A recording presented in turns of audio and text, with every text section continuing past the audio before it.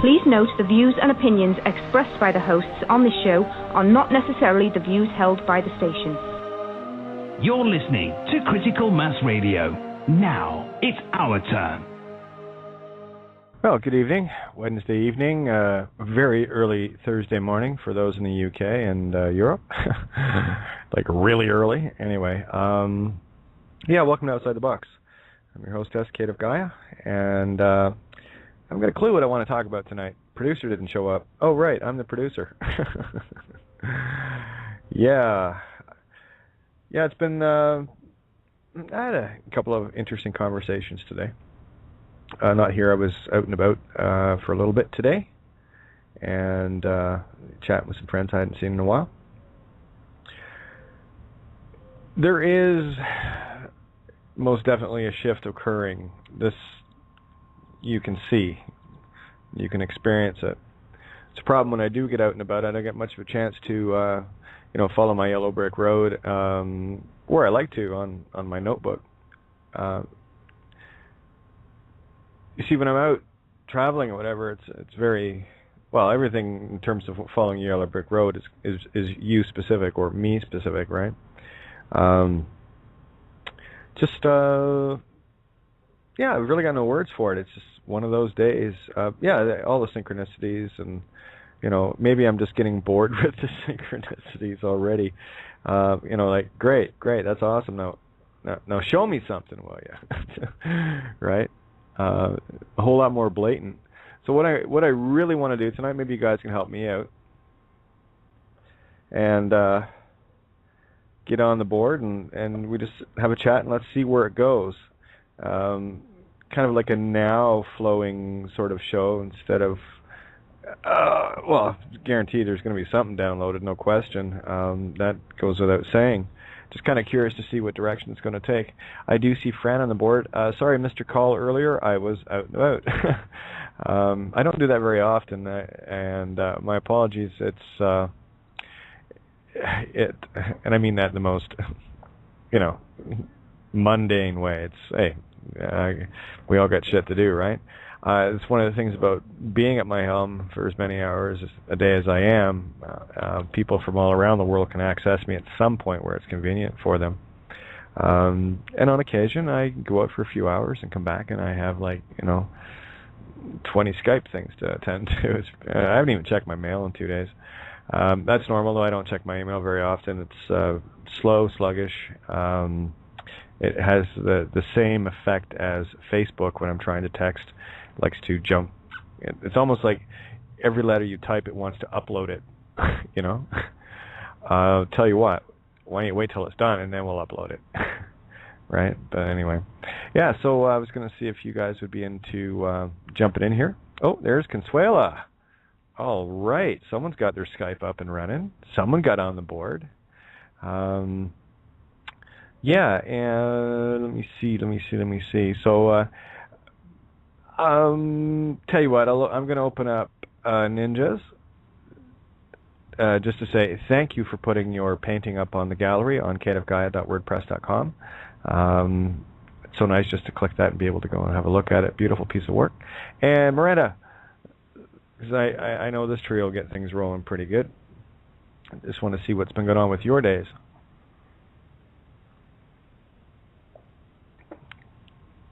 Anybody?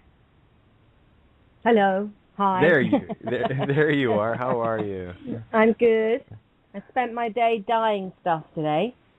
Nice. I dyed, and Duvay's tulip red, and it's come out a very lovely sort of pinky, rosy colour. Gorgeous in some tops. So I'm very happy. Nice. Yeah. Nice. Very nice. Oh, the priorities of life, eh? I love it. I love it.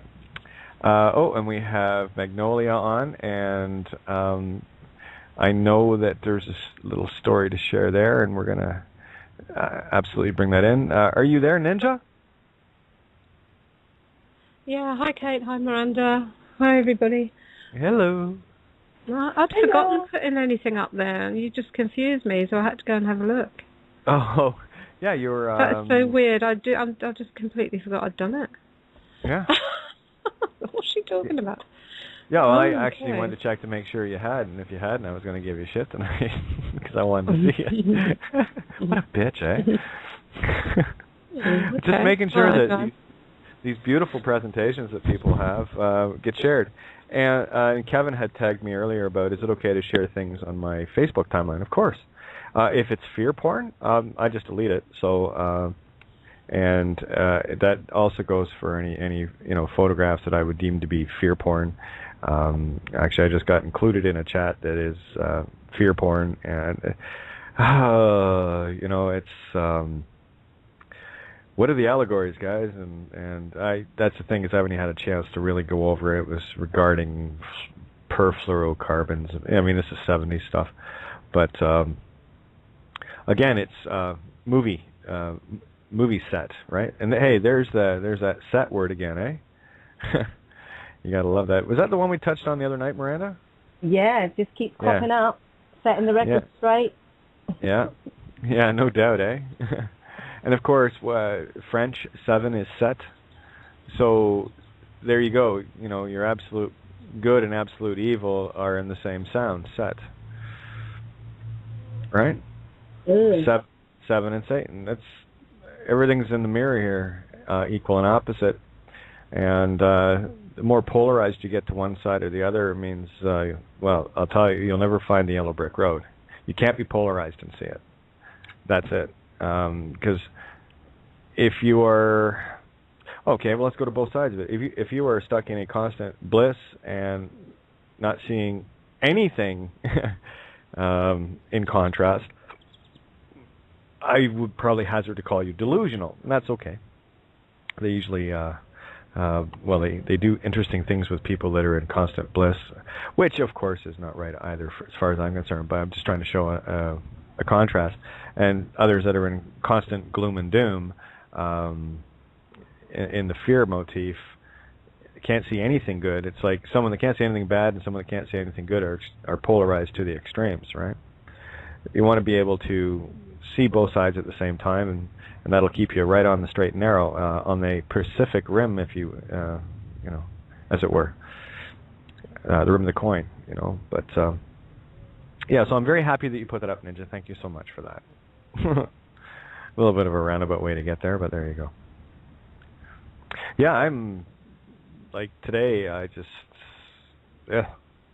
Mercury's in retrograde. That one was really obvious today. It was hotter and all get out too.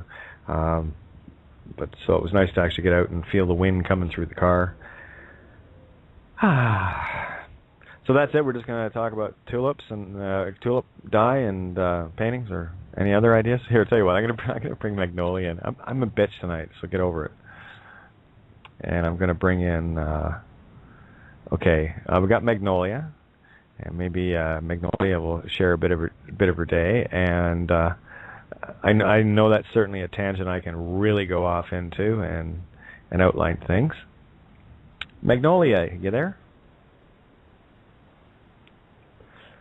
Come in, Magnolia. Unmute your mic. Okay. Guess that's not working either. I've got the mic open. All right, Blu-ray, you're up. And I know you're really shy, so I'm batting 1,000 here. Everyone's so talkative tonight. Maybe we'll just play songs all night. How are you doing, Blu-ray? Oh, I'm doing great. Hey, Kate, how are you? Good. Yeah, it's kind of sort of the doldrums, where there's no wind blowing the sails kind of thing. That's what doldrums are, by the way. It's not like when you're feeling blue. It's the doldrums are when your sails are empty, and you're kind of sitting in the middle of the Sargasso Sea, as it were, and not going anywhere real quick. So there you go, the honest answer. Yeah. So what's been on with you? Well, we just finally got rain here, so I was just sitting outside in the thunderstorm. Oh, nice. Yeah, we've got some threatening clouds here right now. It had a little bit of thunder today. It keeps getting really dark, and then the sun breaks through, and it gets really dark. Here's the allegory, though. We got a lot of flooding going on, right, around the world. And, of course, people are also flooding into the streets. So that for me is the allegorical reality of truth is pouring out of every seam here. So we got the pressure on. We're making a difference. I think that's good. Definitely good. Yeah. My goodness, you guys are not talkative at all tonight. Sorry about that. No worries. Oh, it looks like we lost Magnolia, and let me see if somebody just came back in. Oh, Holly's little, I'll give you a little keep going. Synchronicity. I've got some DVDs on the top of my desk here. The top one is the Adjustment Bureau. The bottom one is Highlander, and the middle one is Magnolia. She's sandwiched in between the two. Oh, isn't that interesting? Mm. I'm sure I could pick an allegory out of that one. So you have the Adjustment Bureau, which is the game, as it is, and of course Highlander. There is only one. There shall be only one, right? Allegory. Mm. And then Magnolia. I haven't seen that one, so I can't really pass comment on it. Oh, Kate, have you not seen? Oh my God. Okay, here's a little shout out to everybody. I'm gonna throw some reality into people's worlds. Okay, one, I haven't been in my house for a year and a half, and for 2 years before that, didn't watch any TV, and I haven't had one. So, kind of adjust to that, would you, everyone, please? Just I might even have to send it to you. Oh, it is mind blowing. I can probably find it. It'll probably be online somewhere or whatever. Yeah, try this. It's just, and it's a film that you literally need to sit down and know that for 2.5, maybe 3 hours, you're just not going to do anything else. It's a really long film. It doesn't feel like a long film. It felt like, woo, where did it go? And I was like, don't stop. Please don't stop, ever. It's incredible.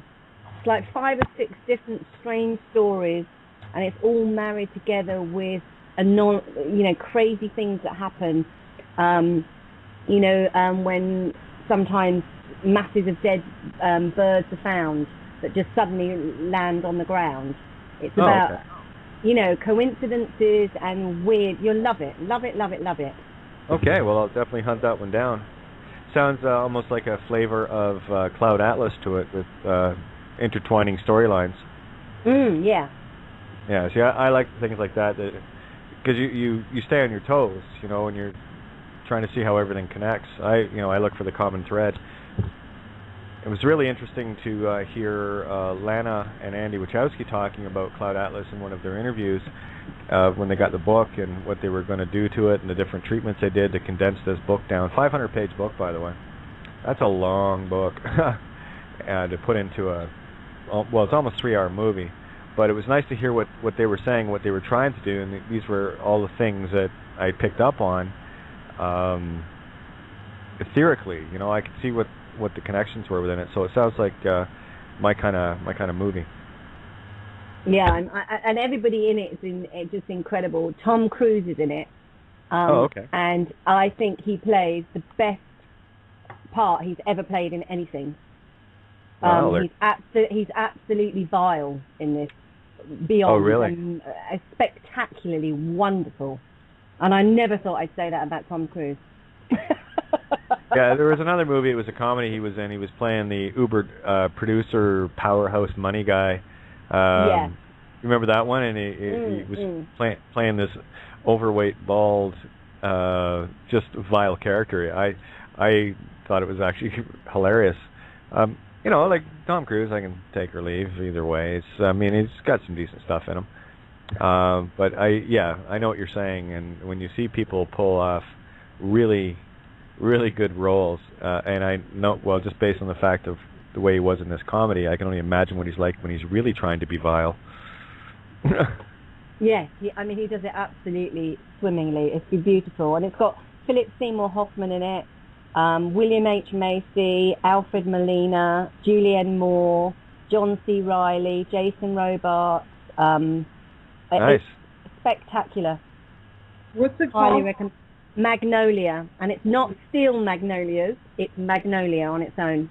Okay. There you go. And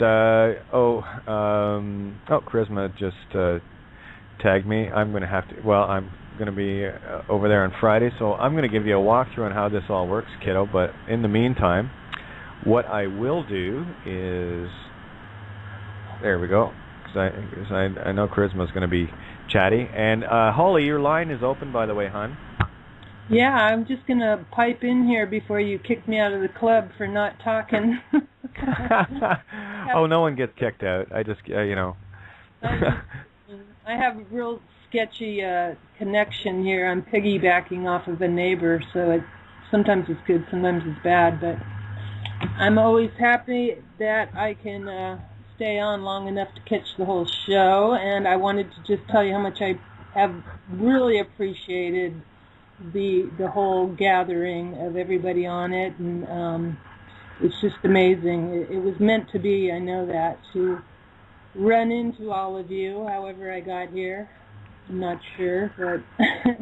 Well, it's perfect, right? So... It is totally perfect. And you're right, it is quite the gathering. I appreciate it. Oh my gosh, I know, it's a blessing. For sure. And then I was real inspired after Patty's talk the other night. That was really great. Got everybody kind of up and going on the processes that we should. Okay, one sec. We got someone making a lot of noise in the background. They got a really sensitive mic. So just be mindful, okay, because I was missing a lot of what you were saying there, Holly. So sorry about that. Go again. Oh, just about Patty's talk the other night and how I think it really was just stimulating, and I do believe in the magic, and that's really what we need to be doing. We need to stop trying to deal with things on this plane and move into the higher places where we can get some things done, and I'm all for that. I've been looking for it, and I'm pretty worn out and tired of just listening to speakers and hearing the scary stories about our planet and all that's going on, and I just I would rather be a part of making some things happen and making a difference, and looking to find myself. So I agree, and that's really the wind's picking up. I think we're going to get hammered here, but yeah, I totally agree. I mean, you can tune in to any, quote, truthers station or whatever at any given point that you want, and you're just going to keep hearing the same things over and over again. And you're not going to solve anything by talking about the same things over and over. It's, you got to do things that are, radically different. And, and it's putting, like for me, especially coming on and doing what I do, I mean, I'm not, what's the best word? I'm going to test every limit I've got. I'm going to test every boundary that I think I have, okay? And I'm going to reach outside the box just to see what I find. Because we've all been dealing with the same box over and over and over again, and we're coming up with the same, bits and bytes in every handful, right? It's never different. So I just chose to change the bag is all, right? Exactly. That's what needs to happen. Yeah, well, you guys are making it happen, so. Right. We are, and I was really excited to hear you say, last night you said something, or somebody brought up about how you make lights go out, pop, on the street lights and stuff, and I've been doing that for years and years and years and trying to investigate that phenomenon and people that have that happen, and I wanted you to repeat what you said about why that happens. Okay. When you are in a state of generally, well, we can call it bliss, we can call it whatever we want, but when you were in an elevated state of mental being, typically most of the times I would was this, well, it still occurs, right? You're in a very high frequency, and what you're doing is you're getting into, because you've got your own light, this is just more proof that the light here is not ours. Okay, so what you're doing is you've got the sine wave of the light coming out, and you become the neutralizing cosine wave, vice versa. All right. So if you can think of a sine wave going, up and down, and then put one alternating with it to cancel it out, and that's what you're doing, because you're vibrating at that level, so you're actually in your light state, and you cancel out the frequency, and it blows them. That's been my theory for a long time. Wow, that makes sense. Yeah, interesting thing. Sometimes they, and it is a certain. I mean, I can detect the energy space that I'm in when that happens, because sometimes it doesn't, but I am sort of in this place where I'm just, I'm in a higher frequency. I don't even know how to explain it, but that's it. You're just, what you're doing is you are emanating. We all emanate, right? We've got huge auric fields, right? Universe-wide, actually. So when you get your own vibration up into a very heightened state, you're vibrating where you'll cancel out the poison light. You become the pure light, and the poison light gets knocked out. Yep. Cool. Yeah, and it was Tropic Thunder. Thank you, Randy. You posted that. I did see that. The one where Tom Cruise is playing the aged producer, balding fat guy kind of motif. It was really, really an interesting role to see Tom play. But I no harm to Tom. I'm not a big fan. He's done some decent stuff, so I just wanted to toss that out there too. Now, there was something else came up in the room. I want to bring this up. Don't go anywhere, Holly. Where was it? Got to get to 11 stuff. There was another one that Kevin had mentioned. Now You See Me is another one. And trying to see what else. Oh, Star Trek Into Darkness today. Yes. That vioaz.com or .co, whatever, is a pretty cool site for some current movies and for some really neat older ones. It's just a pain in the ass with a pop-up, so put your pop-up blocker on high. Otherwise, I'm just quick on the draw. I'll wait for the pop-up and slam it. It goes faster for me. Okay. All right. Anyway, I just want to. Sorry if I sound distracted today, guys. It's because I have not been able to center it all today, at all. Oh, Jeremiah's on the board. I see Jeremiah. Yeah. So, but you're absolutely right, Holly. The gathering of people that we have coming in here. You see, this is one of the reasons. Like tonight, I was thinking before I came on, there was nothing. Just went blam like it usually does. I'm thinking, I'm going to throw this one out to the table and see where it goes with everybody else. And, of course,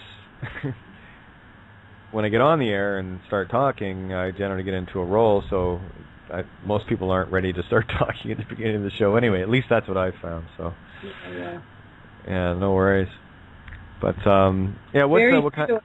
I have so many days where I just have a low, and I've been trying to put my finger on why exactly that is, I guess it's probably a combination of everything, the planets and maybe what you ate the night before, or who knows, but man, it's weird because you can just be on a high and then the next hour it's flat and nothing seems to come together, so I don't know why that is.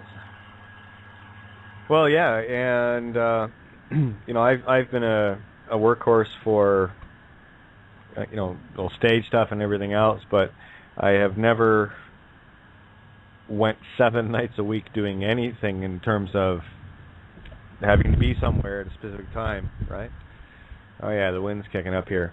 So how long have I been doing the 7 nights a week? I've been doing it for a while. Oh my God, I think about it all the time. I have no idea how you do it. You talk for 3 hours every night. And that's that makes two of us. That's a question that comes up for myself very regularly. But lo and behold, something seems to jump in.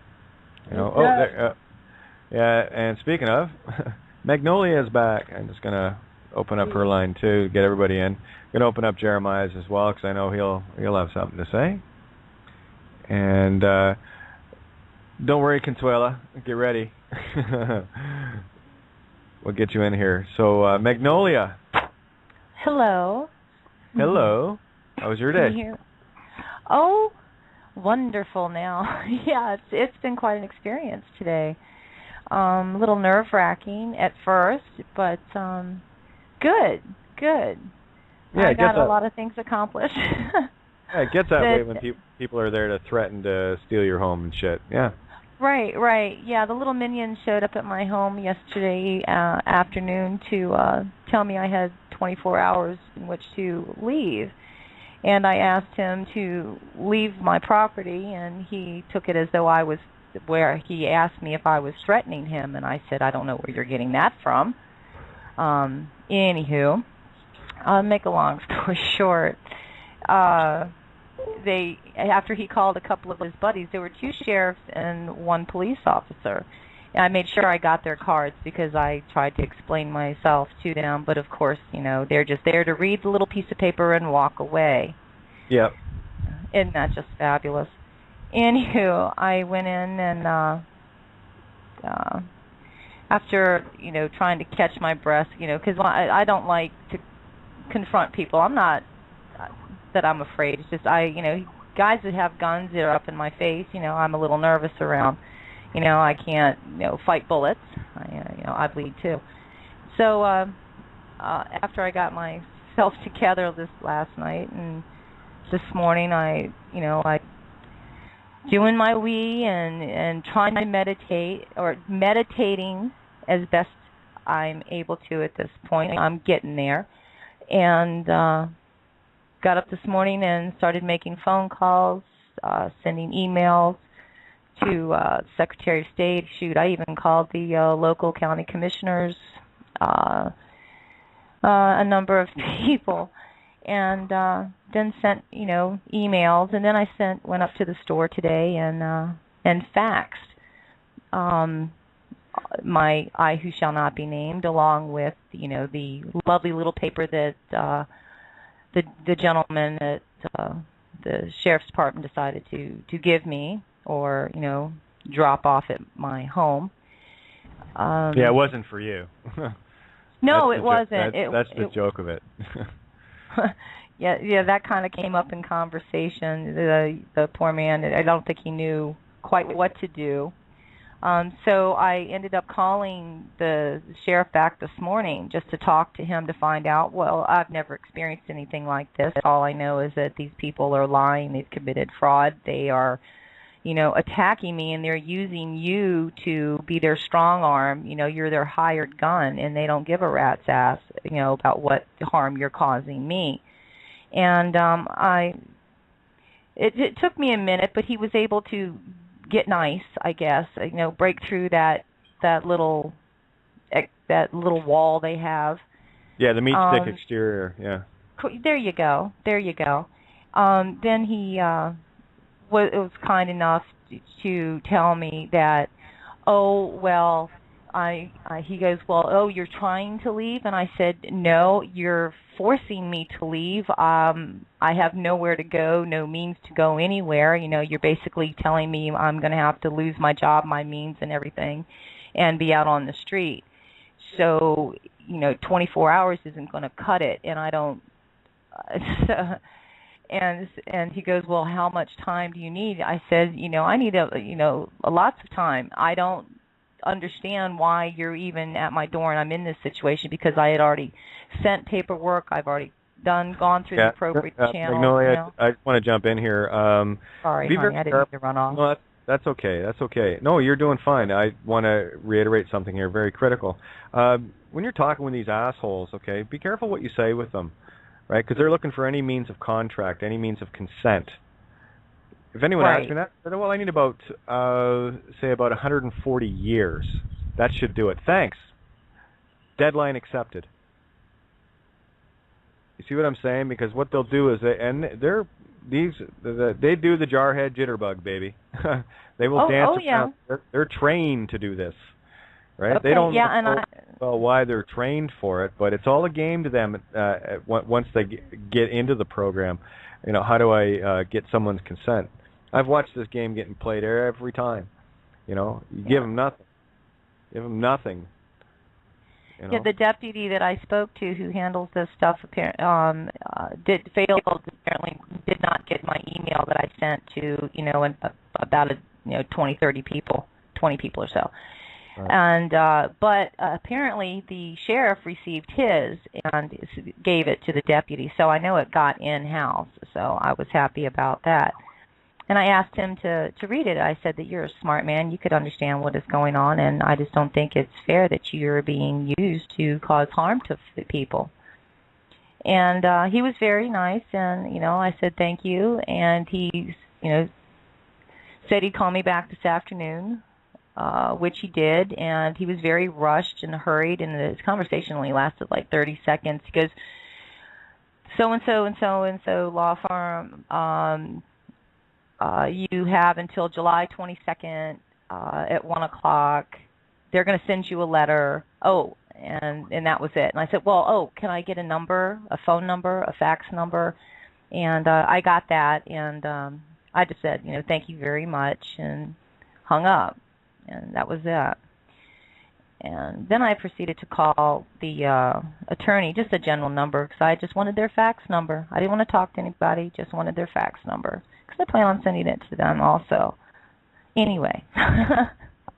Yeah, I'm a whole lot more in people's faces than that. I wonder. See, I'm hardball when it comes to fraud, right? So tell you what. Here, hang on. Just wait. I'm trying to give you some ammo here, get you into a whole different way of thinking because we've been duped for so long. Now, where was I going? Sorry, that was a hookup, and it just got disconnected. One sec. Give me a sec. We're dealing with fraud here. Okay, I play hardball on this. Okay, and the only thing that needs to be proven here is who owns the name. The name you're using, I do not own. I do not make any claim to it. So go find its owner and talk to them, because it's got nothing to do with me. There was a fraud at birth. And you can send the information along, but it's very simple. Lawyers, they can use the copyrights in their names, but the cop can't. So actually, the fact that he's calling you, he's committing fraud within a fraud, right? And I very blunt and say, listen, the very name you think is yours isn't, and the fact that you're using it is you're in fraud as well. So you're coming to me with unclean hands to begin with. You have no authority. Because you're fraudulent in your title, in your office, and in the very name that you think is yours. Right? So that's the thing about anyone in the cops or anybody in the system. They're coming to you with unclean hands. The only ones that play the game at the higher level are the ones that have crossed the bar, that have been given the copyright use of it, so that they're not committing fraud by contacting. But the fact of the matter is, they're aiding and abetting others into committing fraud. So even being a bar member, sorry guys, it's not a bulletproof shield, because it actually takes you a level down. Because there is intent, forever intent to commit fraud by the very virtue that they've crossed the bar. All right, so I really need people to get this concept and start handing this shit back to them. This is why I'm telling people, outside of you, Magnolia, I know you've been busy at it, but find law firms and start firing these I who shall not be named. Long and short of it, just throw them into an email. I don't care if you know the law firm or not. Pick whatever town you're in. Pick a handful of law firms. The emails are easy to find. These guys are money hungry. They put their information up. I'll tell you, I know how badly I've scared a few government offices, because government offices that used to have their email address up don't have their email address up anymore. Yeah, I found that to be true. Right. That's why, a lot of them got rejected. Their servers don't accept them. I guess they don't. Well, because they don't want to have to deal with it, because once an email is sent, it's done. That's why it's called, no mail, but there's a dash in there that separates it. So it's not actually a prefix. It's got a hyphen there, email, right? Yeah. And it's like any other mail. I mean, when you get a reply back, what is it? General post failure or something? Yeah, I think that's what it was. Just like the post office. Pay attention to the messages and you'll see it. And I hate talking about their whole law thing because it's all bullshit anyway. But in their realm, an email is deemed mail. And we can go back to that, 1873, where anything sent through the mail is deemed to be contract with the intent to send it. Never mind who's getting it. It's deemed accepted upon being sent. Right? So you can send out whatever you want to anyone, and it's deemed an acceptable contract. And what about faxes? It's all the same. It's all the same. That's what I thought through the phone. Yeah, it's all the same stuff. So, and this is the thing. I don't know why people feel that they have to follow this rule and that. They don't. I make them up as I go along. I said that the other night. They do. Yeah, somewhere along the line you have lost all fear and intimidation of dealing with those people, and of course, we're all so conditioned to fear them and kowtow to what they tell us. But so any advice on how to have less fear and and them controlling us? Just baby step your way to it. You'll get through. And don't kid yourself. There's always like that. Where you just didn't have any fear of that, or did you get over it? No, that's what I was just going to say. Don't kid yourself. There's still some things that I have to work through, but I've taken a lot more baby steps than most people. That's the only difference. So I'm at a point now where I got that was powerless on their part, and that was powerless. That's why I tell people just fire emails off. Mm-hmm. I mean, how scary is that? Do you send email? Well, of course, everyone's busy doing their Facebook posts and all the rest of it. They can do that all day long. But put a LLC in front of it, and every limited liability corporation, and people go, ooh, hell, the first emails I was sending out were going to all these people, like right out of the gate. I'm talking the cops, I'm talking the Queen, the Pope, everybody. I didn't give a shit. The Rothschild. You just got to remember. I'm sorry. Oh, it's okay. I was just going to say it's just about planting seeds, putting the intent out there. Right? Stay focused on the intent. Yeah, and as far as dealing with, the people, the minions or whatever you want to call them, the people of these so-called authority figures, they put their pants on just like you and I do. I mean, there's not their color, they bleed red too. They eat, they have families. They're just so they're really no different than us, other than they've got us scared. That's what their fear. Oh, I know. Intimidation. They think that's why they have use the them. pretty suit on. Yeah. Because they are just like us. That's why they use these people. But these guys that are doing it have no idea what they're doing. They think they're doing their job. At what point does legal and lawful replace right and wrong? And that's what's happened here, is the whole concept of right and wrong. You ask anybody about someone getting pulled out of their home because they've uncovered a fraud, which is exactly what I did on a grand scale, and you give them all the details, and there's no question as to what the real situation is. But you got these guys that are programmed, and girls that are programmed into doing everything by a flow chart. Mm-hmm. But if I don't do this, I won't have a job. Oh, okay, so and there's that whole divide and conquer. Oh, obviously your family is more important than my family. Oh, okay. And that's what it boils down to. That's exactly it. That's you know, I'm just doing my job. I've had guys tell me that. I've got a family to feed. Oh, and I've said that too. I said, oh, I'm sorry, I didn't realize your family was more important than mine. And here's the big irony: what you're sharing with that sheriff is the very information that would set him free as well. So that's what I'm saying. They're imprisoning themselves. Right? I made sure I made that little statement to him, and I said, you know, you're my neighbor, my friend. You're, you know, just the same as me. I mean, this is what is pertinent that's going on with me could happen to you also. And I said, you're a bright man. You should, read that document good. You'll understand. You got it. You'll figure it out. Anyway, and I was just very pleasant with him and hung up. But the county commissioner was a different story. He's going to stand by and let the officers do what they're supposed to do, what they're paid to do, because they're all tied in and they all pay each other, Sorry. The first question I'd be asking the county commissioner is, oh, I'm sorry, sir, are you a Mason? By any chance, are you a member of the Masonic? Actually, do an investigation. You got his name, you can find out. And if they are, they're in direct conflict of interest. That's the thing. Anyone that is a bar member and a Masonic Lodge member is actually in a conflict of interest. End of story. You can't do both. Yeah.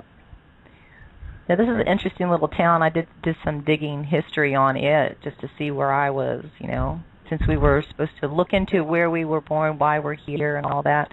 That was, cool. I encourage people to do that too once they get going. See where you are. Yeah, but again, getting back to the fear thing. Yeah. Oh. It's. I mean, you're handling it step by step. That I see. And it's not easy. I know. I've been where you are. I didn't have the information that I have now, right now, which is I wish I had, but I had to get through that to get the information. See, so everything is going lockstep. The movie's unfolding as it should. What we need to do is just ramp up the energy. That's it. Right. Well, I was a secretary back east in Washington, D.C. for a while, for about 12 years. So I've, worked in a lot of different professions and, been around the government and worked on,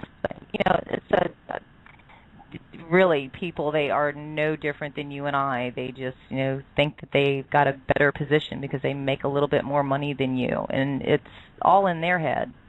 Yeah, divide and conquer. Money. Yep.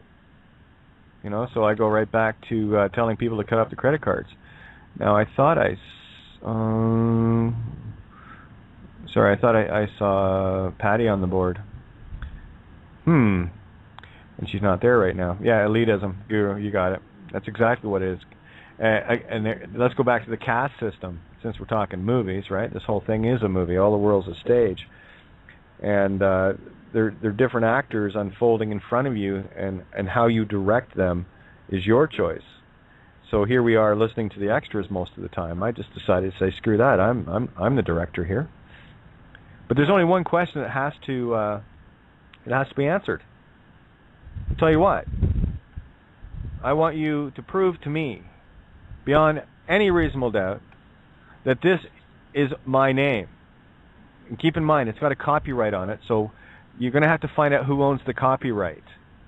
Because I sure don't. And if I was to claim something that was copyright in their system, belonging to somebody else, what would happen to me? Well, I'll tell you what will happen. Oh, there's Patty. All right, I must have missed her on the board there. Okay, so it is this simple, guys, and we've walked the roads of UCC, Winston Shrout, all of it.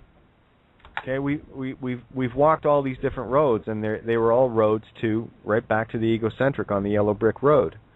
All right, it's very simple. It's only one question needs to be answered.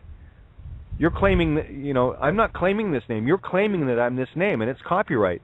I don't own the copyright to that. So I'll tell you what. Before you think you can give me something that does not belong to me, because I know it doesn't, go and find out who owns the copyright and contact them. It's got nothing to do with me. Absolutely right. Stood in court and said as much. You know, Yep. and people, and I want to correct people on this again.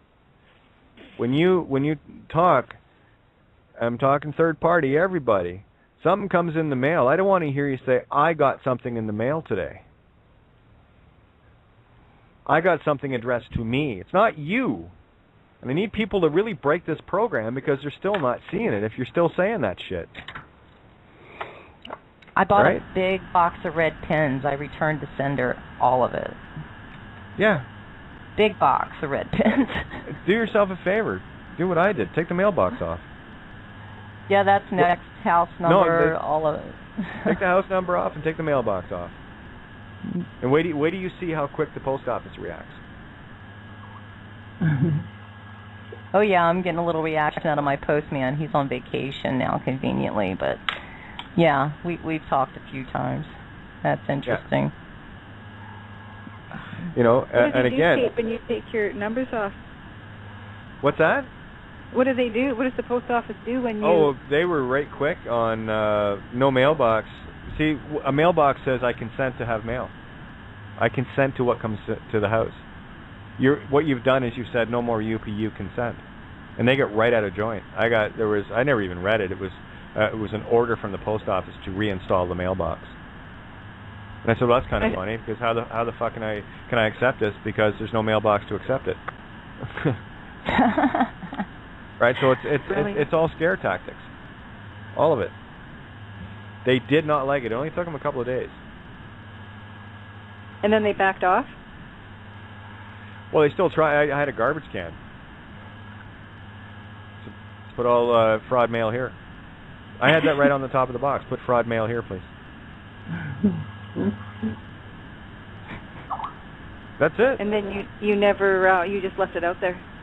Yeah, I didn't. It was garbage. Nothing to do with me. See, a mailbox or an open mail slot in your door, nail it shut, is consent that you are accepting terms of contract from other people. Gotcha. Good to know. Again, I've been saying this. I've done it many times. I guess it's about bringing. See, here's the thing: is I move down the line, and it's going back to reminding people of things that I had done. But there's me assuming that people kind of hear this and get it. And see, when I talk about stuff, these are things that I did. These aren't concepts or theories. These are things that I actually physically had. I got the intent, and I thought, okay, well, if I don't have a mailbox, there's no consent, blah, blah, blah, I'll take the fucking thing off. So I did. I do that, though. When I follow my intent immediately. I don't hum and haw about it, because as soon as you do, the fear sets in, and then you start justifying why you shouldn't do it because something's going to happen that you won't like. Mm-hmm. Just do it. Yes.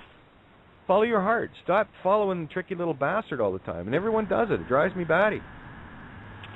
Well, Katie, yeah. Then I'm going to tell you what happened today. I was, I was just feeling that I should call in today, and I thought, well, I don't know what I'm going to say. There were a couple of things, but you too, huh? Yeah. Well, I think both of them are actually going to come up. But should get some tools and go take that mailbox off for me, please. Atta girl. Now we're acting. Now we're directing the movie. Oh my! I'm sorry. Yeah, carry on, Patty. This whole thing about fear now, everybody's got their own issue, and this is right now where we're at that point where whatever that last lingering little bit of fear is, it's time to get booted out. I think this is the present that we're dealing with right now. Mm-hmm. And there's been, and here I am ranting and raving the other night about, just get up and do it. And it really was me ranting and raving at myself. I mean, it was mirrored. It was totally mirrored. It was so perfect. And I just saw it today. So, because and I was going to say many people, many other camera angles of you, got the same message. Right? So you were talking to yourself in many ways. Absolutely. I didn't know. I knew that I was supposed to learn something through this rant I gave, and I've just been chewing on it. And today it kind of popped. And there's this one thing that had to do, which I hate doing. Well, first of all, shaving my head is one of them, but I'm kind of getting a bit more used to it. It's a vanity thing, right? And I have to get over it. And it's also a male thing. Like it's funny because I just looked up today. You had mentioned looking at birthdays or, the day of your birth and events that have happened on that day or birthday. So I did that, and I had done it before, and I remembered that. This is so bizarre. Oh my God! I remembered reading this guy, the drummer for the band AC/DC. His name is Phil Ruger or Rugg or something, and he was born on May 19th, 1954, same birthday year as me.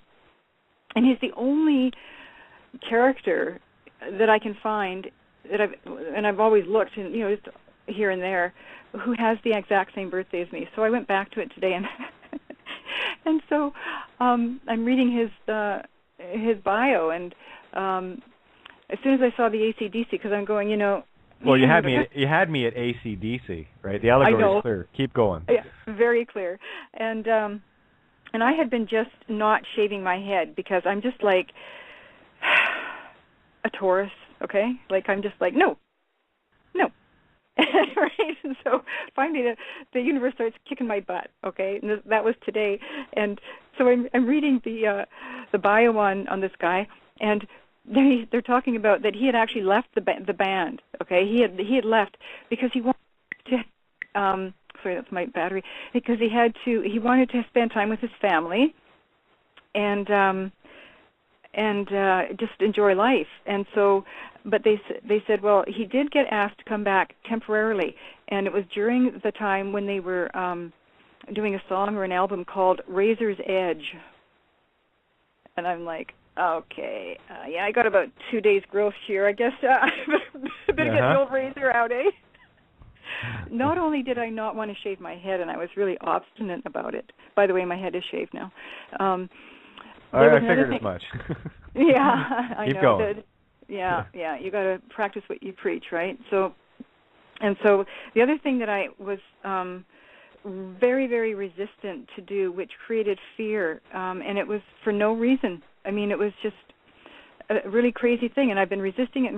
And today, the universe just came down on me, and I said, okay, you know what? I said, I am so sick of feeling like shit. I said, I'm going to do what I know I'm supposed to do, and I'm going to go beyond it. In fact, I'm going to one-up you, because you tell me, you know what I did? You know what I had to do to break this? Keep going. I had to pack because I'm living in my friend's home in a basement suite, but they only have a shower down here, so I've had cancer in my back and bones and everything, and I'm in so much pain sometimes that I need to soak in their bathtub. So I get the Epsom salts and this and that, and there's been this whole collection of things that have happened, and it's all about joining the dots. And if you don't follow something to the end where you're supposed to, let's say you just go, well, I'm not going to do it or whatever, you will not have that connection of energy that's going to connect you to your next open door. So the thing that I'm learning is that it's critical to finish, to start where you finished. Okay, so for instance, like I had things that had happened where I had to take my my laptop up to the bathroom upstairs. I have to smoke cannabis for pain, right? So I had to take my little cannabis thing up. And there's a whole collection of things that I was doing. Well, I didn't want to do them all, and so I stopped doing them. Well, I got a kick in the butt today going, okay, you either do this, your time's up. And I keep seeing time all the time, watches and time, and I'm like, okay, all right. So I just go, okay, you know what? The last time I remember when I finished the whole thing that I had to do, there was nobody home at this time when I was up. This was like a month or two ago upstairs. And what I did is I had forgot something downstairs, so I knew the universe was telling me to do this. I know it. I had to go naked. Okay, and this is not pretty, okay? I had to go naked. No, come on. Keep going. No, truly. From the bathroom, through the living room, through the kitchen, down the stairs, into the laundry room, and into my suite. Now, I'm standing at the door, really dripping, okay, and I'm going, are you fucking kidding me? right? And I'm like, okay, this is a fear. This is my fear. Okay, not only going naked, but secondly, my head's shaved. Like this is really a double whammy. So I go, okay, well, I did it. And I just went, I don't even care anymore, right? So I did it. And lo and behold, that's how I discovered nobody was home, because at that point, I didn't know if anybody was home. I suspected maybe they weren't, but I wasn't sure, which created even more trepidation, right? But, when you're obedient, you'll be taken care of. This is what I'm discovering. And this is a really... Yeah, those are leaps of faith. And, of course, there would be no one there. It was just the thought and the fear that someone might be there. And there's the doubt, Mrs. Doubtfire. Right? Yes, so, and, that kept me in such... a self-imposed prison, which we are all living in right now. But for so Katie, so today when I was meditating and stuff, and I knew I had to suck it up. Now, so today was the big day, and I just went, okay, you know what? I know what I got to do, and I'm going to do it. In fact, you know what? I'm not only going to walk out of the bathtub today and come downstairs or walk out naked. I'm going to walk up naked. And as soon as I did that, yeah. And I didn't even know who was home. And there's a painter downstairs here, okay, right outside my door. There's a painter. His name's Dave, okay? I can hear him. He's like, I can almost hear him breathing. He's that close to me. I'm like, are you freaking kidding me? Like, the guy is right there. I don't know. I'm going, no way, right? Well, I go, I am. And the universe said, okay, put your underwear on. You can go out. So I go out. I had to do my laundry, and I was sort of waiting, and I was just feeling that sense of when I should go. It's all about timing, right? And I'm sort of waiting, and I'm going to, I'm saying, okay, just give me a sign. I'm ready. Like, I'm standing in the kitchen naked, and I'm just got my laundry basket waiting to go. And I was just, okay, anytime now. And I think when you do that, you reverse it. Like, I'm just really anxious to get this. It's not because I wanted to. It's because I just wanted to get it over with. But I think the universe saw it as maybe the same thing, right? Because I'm really pressing towards going. Well, I just went to hell with it. I'm going anyway. I don't give a shit whether he's there, because I wanted to go. Well, sure enough, I open the door. There's nobody there. I can hear something upstairs. His boots. He's upstairs painting in the kitchen upstairs, and I'm downstairs doing my laundry. I come back in. I put my soap in. I took my time, thinking, okay, I'm just going to mess with you and see how good you are. I took my time, which really, that's really a double leap of faith, because you're really pushing the envelope, right? But it worked. I mean, I just went merrily back into my suite, and within a minute he was back downstairs. There was that window of space, and I had to walk this out today. And cutting my cards was nothing compared to this. Nothing. You're testing the invisible boundaries, and the only boundaries that are there are the ones you put on yourself. In your mind. And so, I ended up leaving, I kind of sit here when I was packing my stuff, because there are certain things I have to take, and there are things that if I don't take and I get in the tub, I got to come back down and get them. And I'm, I know the game, okay? So I'm going to work it. So I make sure my pack is packed, and I've got everything I need. Well, of course, I get up there and I forgot something. And I'm going, I don't know if Maureen's home. I don't know where this Dave guy is. And I'm going, okay, I don't care. And I walked naked downstairs. I didn't give a shit. I went, you know what? It's going to be worse for you to see me than for me to see you, and I can assure you. Yeah, what you're describing is actually a lot of the walk that I've had. That trepidation of self, and you want to talk baby steps. Yeah, I can give you a list of baby steps that would knock your socks off. In terms of being me, just being me, right? Never mind all the other stuff that people take for granted, and that's what I'm. If there's anything I'm offering in terms of reality, is start putting the other being's shoes on instead of judging or thinking that because you've got this happening and this happening, everything's peachy keen and all the rest of it. Don't, when you're talking to someone else, stop assuming that that's their world too. It's not. It's not. I'll do the things that I can do with my limitations. Most people that would listen to me every night would think, everything's fine, Kate's peachy and all the rest of it. No one has a clue of what I have to go through every day. trying to go back over the things and in my mind, and of course trying to get my head on for shows and just all the, like, even Talk with Ninja there a while back. I'm female. I'm a little higher maintenance female, and there's things that I have to do that other women take for granted. So I've got to take the extra step every day where most women can just they don't, but that's not something they're thinking of, right? And that is the walking between worlds. I get to exist in both, and I get to see the contrast, the extreme contrast of both. And a lot of imagine you having to do this just to be you.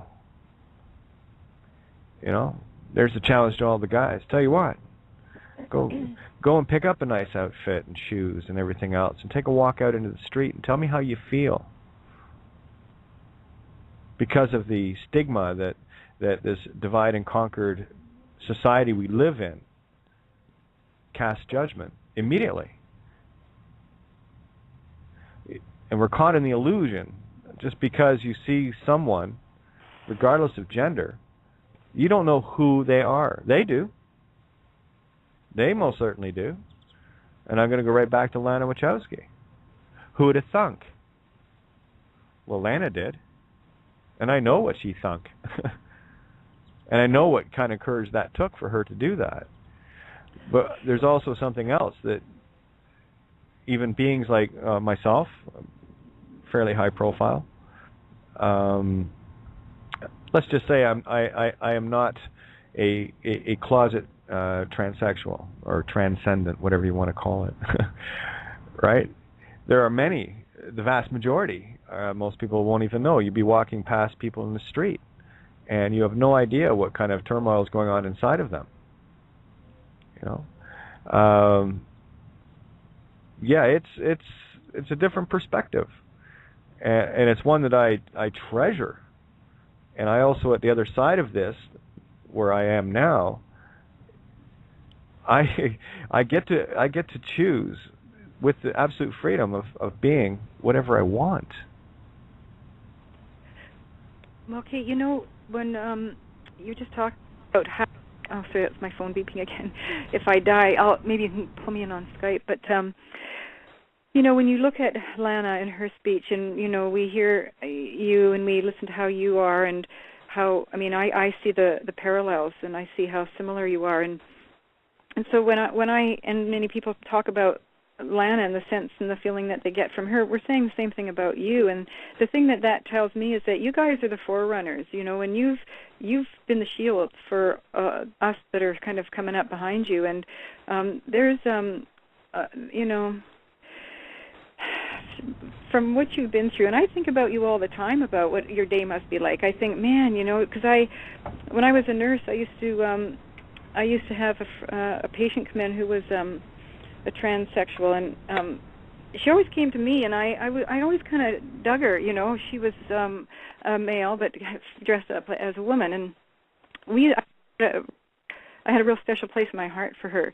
And so I understand, and I see how beautiful, perfect, lovely, unbelievably fragrant your energies are. And when you see that perfection and that beauty and that truth just vibrating so beautifully, and you take that and you look outside the world and see the turmoil and the polarization, there is no way that this world will not be drawn to you guys. It's impossible. It is. It's absolutely impossible, and I say that with utmost humility. It's like this. If you try to imagine a world full of two spirits, I think the only war you'd have is, who gets to use what nail polish color. Okay, that's about it. And then we're going to share anyway. It's like, oh, that looks great on you, right? But it's neutral. It is completely neutral because you live in a world that has constantly got you in fear because of the judgment in it. Where judgment to me, and that was conditioning that I got throughout my life. I have no words. I mean, I'm amazed at what Lana was able to convey in that speech, and I was thinking about that last night. After the show, I went out for a walk and to clear my head. And one of the things that I was thinking of, that it's actually easier for people like Lana and myself to come out, because we don't come out to, we do to our friends and family first and whatever. And I got to tell you, I went from completely hidden. Completely. I mean, I had my own life at home with Sue and my daughters and whatever. They knew for years. Well, Sue's known. She was the first one I ever told. And that was back, I think I was 42. And I was suicidal. I was done. I couldn't deal with it anymore. And I had to tell somebody. And that's one of the reasons why in the trans community, or in the GBLT community, that's the gay, bisexual, lesbian, trans community, trans have by far the highest suicide rate. By far. The second doesn't even come close. Right? And that's because of the judgments of society. It is, and again, this is not a victim thing, guys, or oh, look at me and how powerful. No, this is a reality.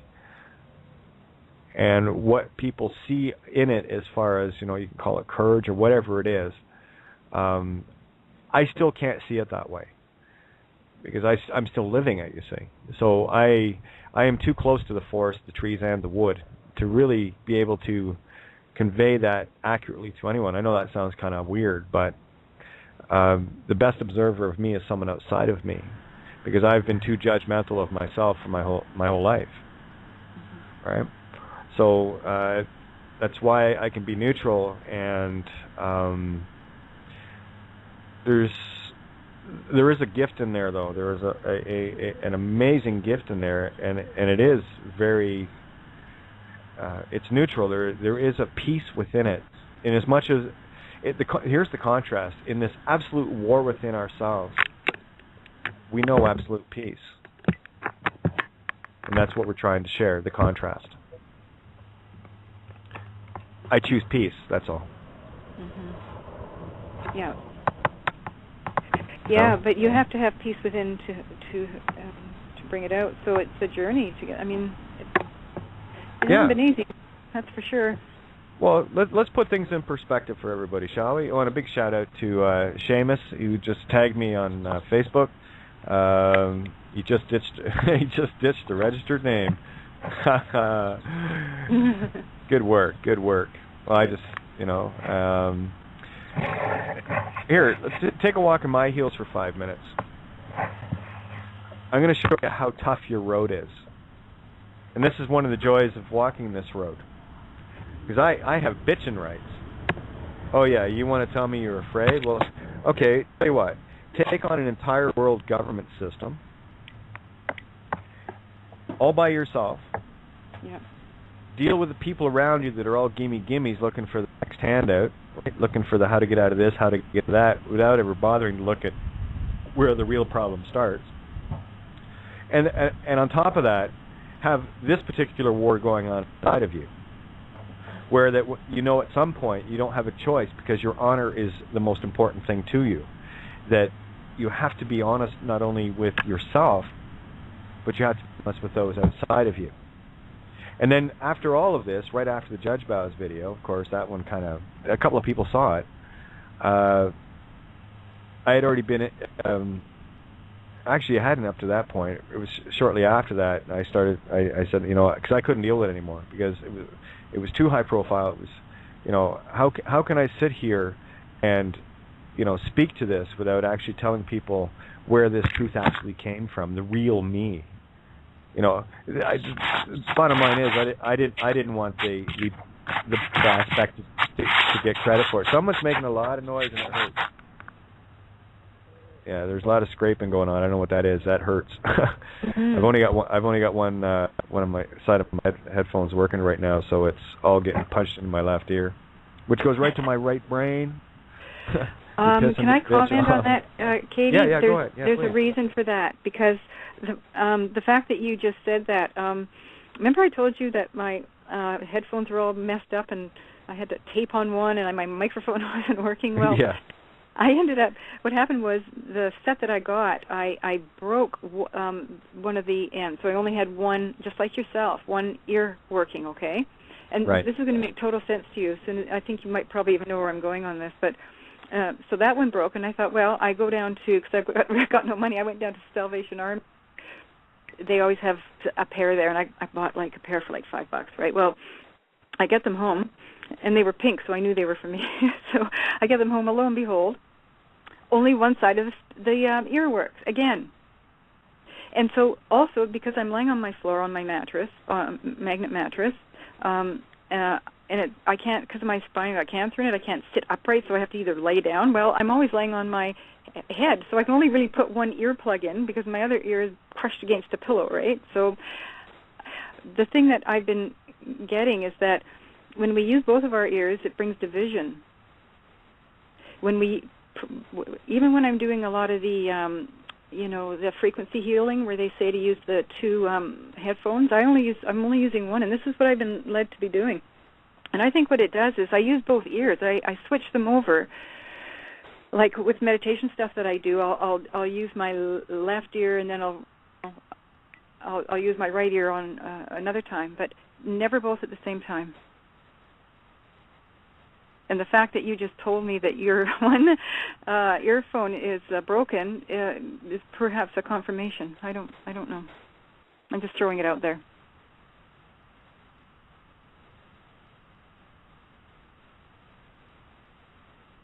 Hello? Sorry about that. I unmuted and it muted it again. Yeah, it's all things for a reason. Absolutely. No. That was. Yeah, my computer likes playing tricks on me sometimes. Yeah, because I unmuted and it was clear, and then I started talking and it muted. So there you go. But all things for a reason. That's something that. See, there's something that resonates with you. And you get to share it with everybody. It makes sense. And the fact that you had just said that, because I've been doing this with the one ear for a couple of weeks now. So, and I haven't been led to change it. So I'm sticking with it. So. No, good stuff. Good stuff. Again, this is. I think if anything that I really want to touch on tonight is let's get rid of the fear, guys. You're talking to someone, people, they'll tune in, listen, and whatever, but you got to understand, you're talking to someone that has spent the vast majority of their life in absolute terror of themselves. If I can do it, all you big tough men can for sure, because I'm only half the man you are, and all you big tough women can too, because I'm only half the woman you are, you say. So I've been working at a complete 50% disadvantage up to this point to both genders. So no one has any excuses.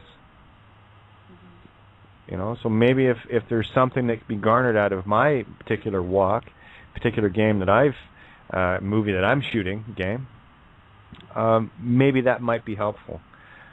For me to try to share the viewpoint, I mean, I do the best I can every night.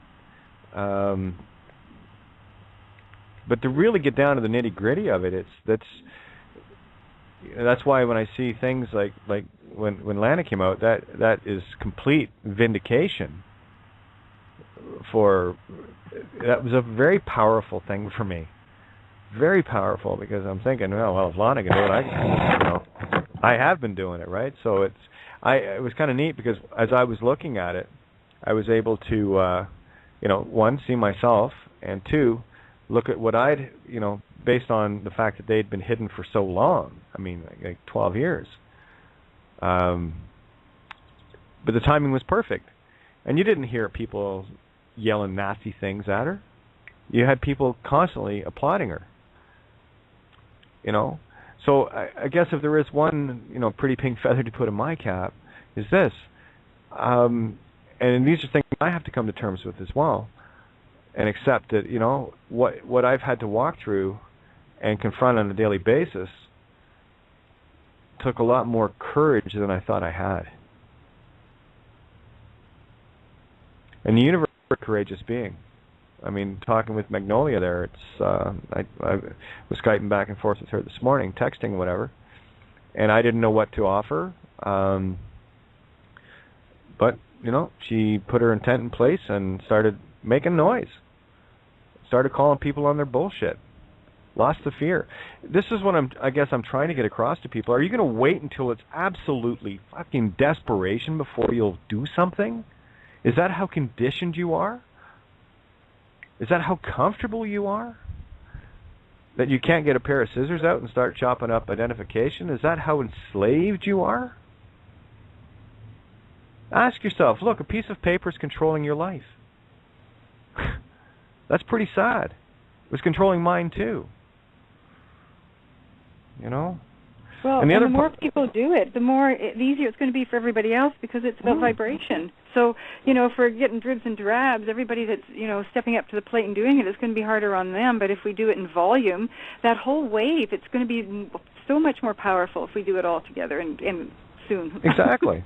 Now, we do it now, you know, and I can say that. I know you can say it, and there's a lot of other people can say it too. Mm-hmm. It's just the rest of the people we're waiting for. What's keeping you? I can't wait. I mean, think of this. Just if people can get around their heads, it's just like you're taking your power back. And, you know, just picture yourself. Put a vision in your head. Play it out like a movie so your brain gets used to seeing this and used to this information. Just picture yourself. You know, you're driving your car without your license plates. You got no insurance. You got nothing. You just got your birth certificate, and the cop pulls you over. You know, and you roll down the window, and he goes, "Can I see your whatever?" And you go, "No." And he goes, "Get out of the car." I go, "No." You know what? They can't do anything. This is so empowering. I would think everybody would be jumping on the bandwagon to get going on this. Well, you know, that whole taking back your own sovereignty, if for lack of a better word, taking back your own power, taking back your own life, that's a scary proposition for most people, because they're still waiting for the nanny state to wipe their bums. There's still something in the system that they're clinging to that they cannot let go. And when people, it's like, take your driver's license, for example. Okay, one, you're committing a crime by having it, all right? So there's the fact. You cut your driver's license in half, look around you and see if your world completely collapsed. No, it didn't, actually. Okay, we'll pick something else up and cut it, and see if your world still falls apart immediately. And stop manifesting the whole concept that you're actually going to need it. The fact that you have this intent that you need it is reinforcing the manifestation in your movie. I lost count of the number of cops I passed today. A big smile on my face, hair blowing in the wind. You know? I don't have consideration on it. And it's the fears that are going to keep you manifesting this crap over and over. You're going to keep playing the same movie rerun. Have you not had enough of the deja vus yet? Been here before, same timeline. Better fix that. You know? So it's baby steps. I've said it in the past. Start with stop using credit cards and debit cards. Cut the damn things up. You're a slave to them. Stop using the things that the system wants you to use to be digital, you know, ether.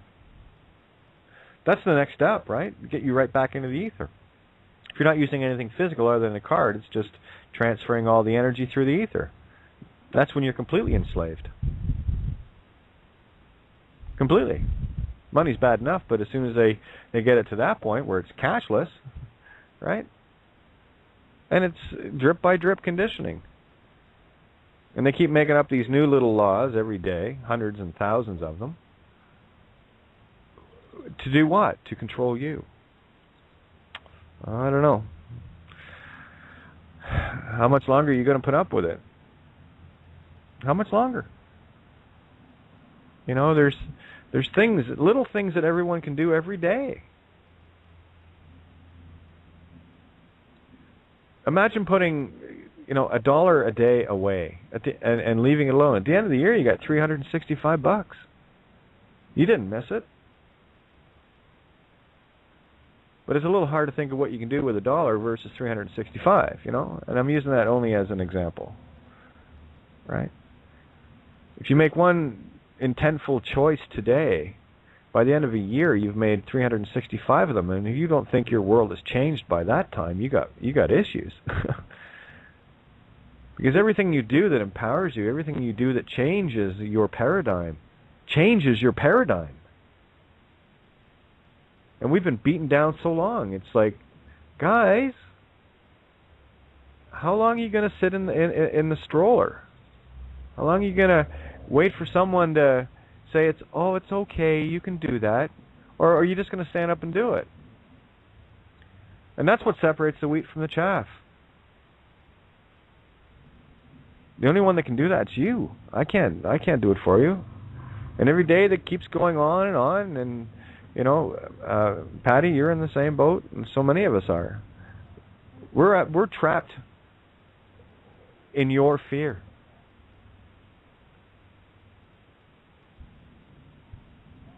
You see, there's the thing.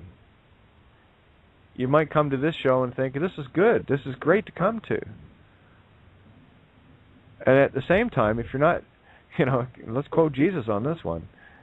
Why do you call me Lord and not do the things that I ask you to do? Let me put it in Katie radio terms. Why do you listen to this show and not do the things that I've done and shown you to do? All that is ego pandering. That's just making you feel better, that you feel like you're doing something.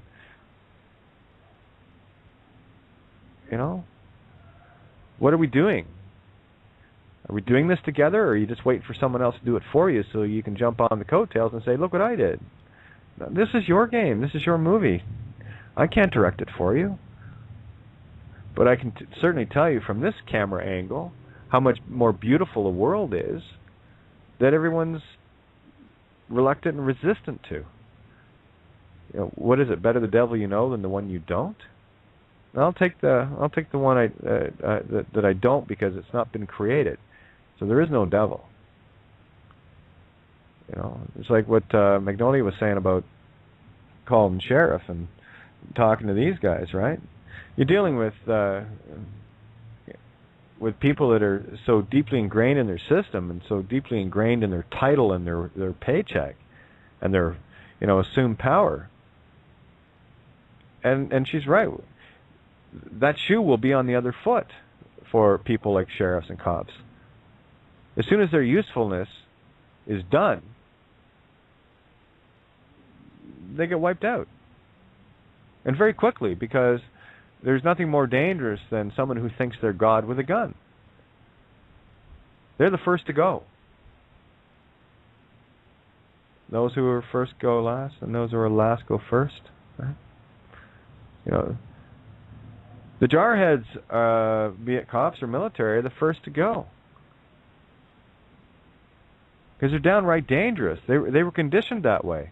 They were conditioned to be dangerous against their fellow man. And if you think their masters are going to let them just run free after their usefulness is done, jarheads, think again.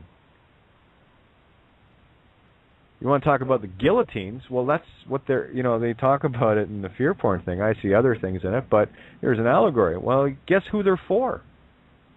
They're not for the peaceful ones. You see, one of the things that these jarheads and the rest of them don't understand, and I'm talking government officials and all the rest of it that are empowering all of this stuff, what they're doing is solidifying their own doom. And the real test here is, how much damage will you do to yourself? When we think of in terms of the one consciousness, the only thing that resonates for me is these are things in my consciousness that I will blot out forever. These are things that I would never want in my realm, my world. So I eliminate the characters out of my movie. And they go back to the ether of non-existence where they came from. That's the power of the one. That's the power of you. There's your choice. And they've made theirs. there's still time to change it, but won't they be surprised when they don't exist anymore? I mean, if all of these things were your memory and you had the power to remove them from your memory, would you? As above, so below. You're damn straight. You know? Just a couple of thoughts there. It's what are we doing to change it? Are we still going to be playing part and parcel to this, or are we going to affect the change in our own world? And I know many of you have. And I also know that many of you haven't. Oops, better open up Fran's line. I thought I had it open. I thought I opened your line, Fran. I thought for sure I did. Anyway, where's Patty? Did we lose her? Looks like it. Okay, let me see. Oh, and Holly, you got bumped off, so I'll open up your line again. Yeah.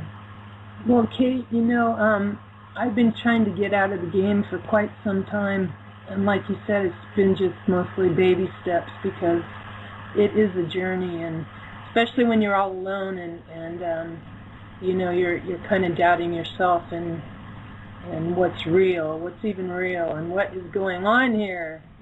It's a crazy thing, and I think I realize I've got 1 foot in and 1 foot out, and I don't want to be there. So I'm going to do whatever. I don't even care because doing something is better than nothing, and I trust that there is the magic, and we're just conditioned to operating on this earthly plane, and there's so much more, and we're not usually. Isn't that what they've been using to control us? Is other ways, There's magic. Well, that's it. This part of us in this game, they're the part of the magic that's been controlling it, and all I'm trying to share now is how to see it and how to find your own yellow brick road, and take the reins. Right. And that's it. And as you were saying about 1 foot in, 1 foot out, there's a degree of 1 foot in and 1 foot out. You see, the thing is, you can still play this game up to the very, very last moment where your foot comes completely out. Yeah. And the more people that get that 50% in, 50% out, you just got to be 51% out, and that's the pendulum shift, right? Yeah. So pick 50% or a little bit more of the stuff that you can get rid of. And universe loves a courageous being. That's a fact. We're here to tame our cowardly lions, so. Yeah, again, baby steps. There's enough of us here. There is enough around you now. Right. Everyone. That you can do these things. And you've got people to talk to, people with the experience that have done things. Yeah, at least, that's making a difference for sure. It's empowering. Yeah. Well, go back to 20 years ago when people were catching on to this, how they felt, right? Like I said, I'm a relative newcomer in the last 4 or 5 years. Like really hardcore in the game for about 3 years now. So I look back, and even then I see people that have been in it for 30, 40, 50 years, and they still haven't picked up on the movie yet, which is for me is mind blowing. They're still caught in the same illusion, still caught in the same physical game. They never, they uncovered a whole bunch of stuff, and I can think of a lot of people, very well-known people, that are still caught in their own illusion. They're still trying to solve the same problems with the same approach, and they're still getting their asses handed to them the same way. Best change that operating basis. You know? Yeah. It's like my computer. It's this little computer here, Internet Explorer, which I absolutely hate, works, and my favorite, Mozilla Firefox, doesn't. Windows 7, whatever that's all about, I have no idea, but you know what I mean. But I use the operating system that I can, that is available to me. And I just kind of change it to my own needs. I use it a little differently, you know, but don't expect different answers using the same approaches and the same concepts. I mean, the system will keep throwing things at us like carrots to try to keep dragnetting more. That's when I see things like opt-in, whatever, coming out, and other things coming out. That for me is also, there's that beautiful, oh, it's good.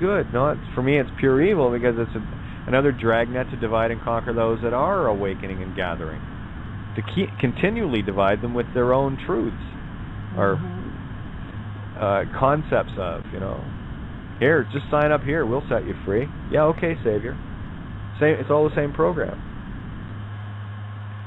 You know, so what do you do? Well, like I said, every night I'll just keep plugging away until something gives, or until I can't do it anymore. I'm good either way. I let go. Just like Patty was saying about, and I don't know if you guys caught the concept she was talking about, but as soon as she overcame her fear and decided just to trance on through the house naked, the universe cleared the way.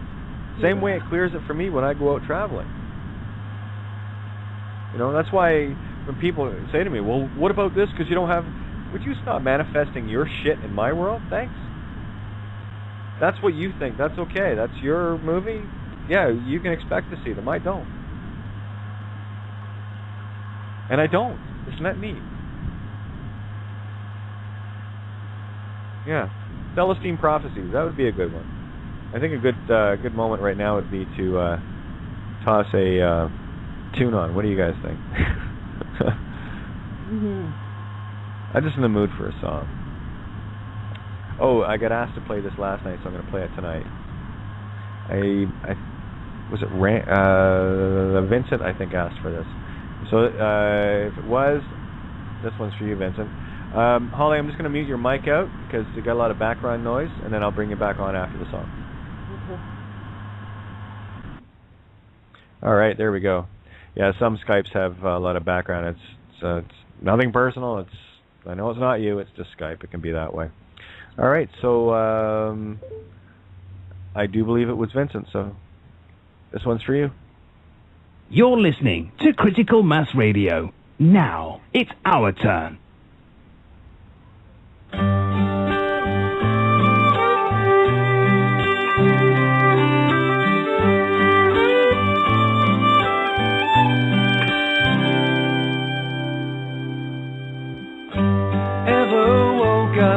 When it just can't get much better.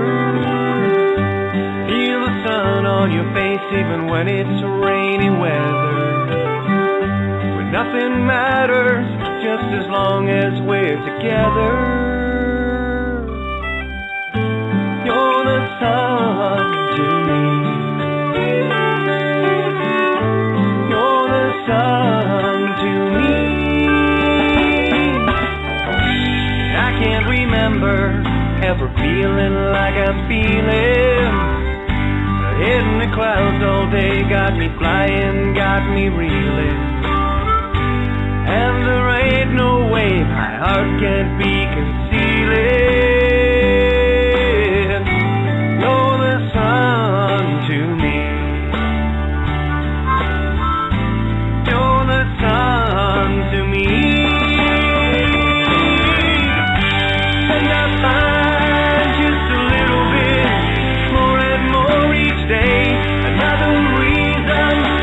Settle in. I know I found my way. All I had to do was look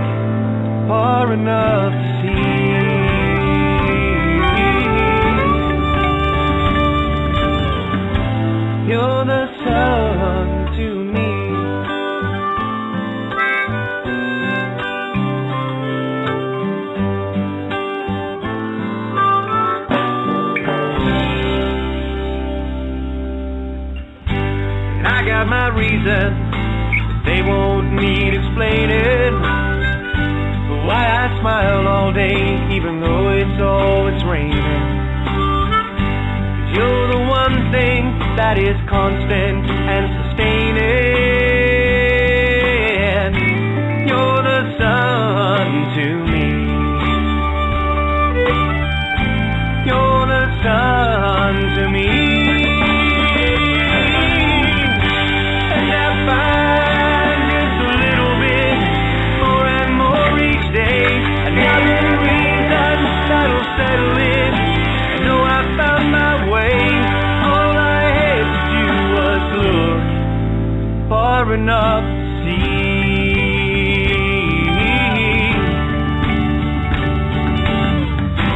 You're the sun to me. And I find just a little bit more and more each day. Another reason that'll settle in. I know I found my way. All I had to do was look far enough to see.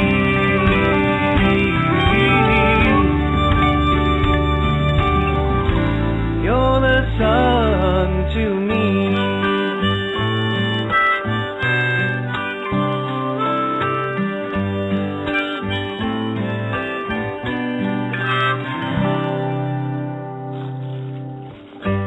Ever woke up when it just can't get much better?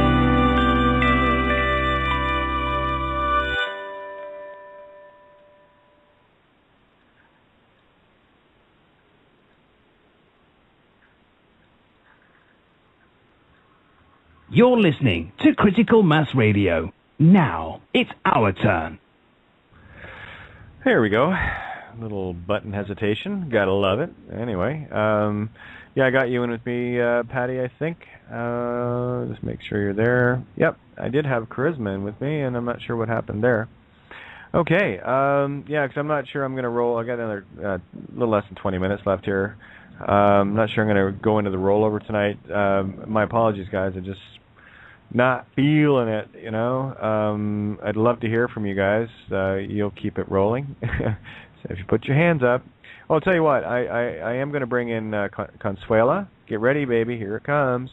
It's brand new to Skype. And how are you? Consuela. Maybe you can't. You have to be able to hear me unless you haven't got a headset. So, all right. Well, your mic's open. If you haven't got a headset, no harm, no foul. It won't make a difference anyway. But if you do, your mic's open, hon. Anybody else want to jump in here? All you got to do is hit 1 on your dial pad. And Fran, your mic's been open for a bit.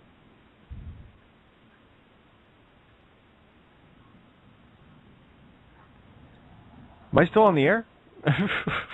Patty, are you there? Yeah, can you hear me? Yeah, loud and clear. Oh, good. Okay. Thanks for pulling me in. My battery died again.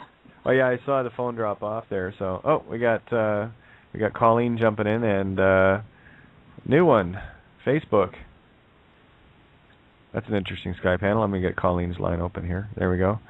Colleen's open, and Facebook. It's a brand new one, so let's bring you in. We do like to include everyone at the table here. Yes? Because I was talking away on the phone, and I don't know how long I was talking for, and I kind of didn't hear anything happen. Going, hello, you guys there? I realized my bad. I don't even know what I was talking about now. Right on.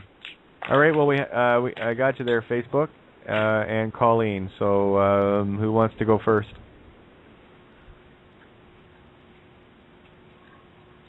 Hello. Hey, Colleen. I was going to say, not everybody at once now. Don't be excited or anything. I was waiting for Facebook. I know, we're so polite, aren't we? Yes. Hello, Kate. Hello, How are everyone. You? Hi, Patty. Hi. I'm good. So much just swirling around here in my mind and heart, listening to everything. And the first thing I'd like to say is, at the beginning you were talking about just our energy and how when we're really connected in and we know who we are, we can walk down the street and just blow out the street lights.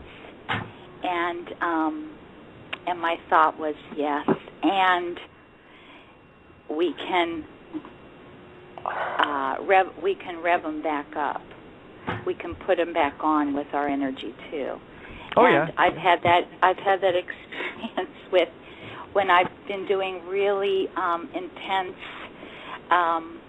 meditation and processes and chanting, and many of the time I would be sitting at the beach in my car, and many times just looking out at the ocean, watching the dolphins, and I would blow out the motor or the battery in my car, and so I would go to turn my car on, and it would make that sound where there's no battery, and sometimes somebody that may be nearby would say, "Do you want to charge?" And I would say, "Oh, I think I'm okay."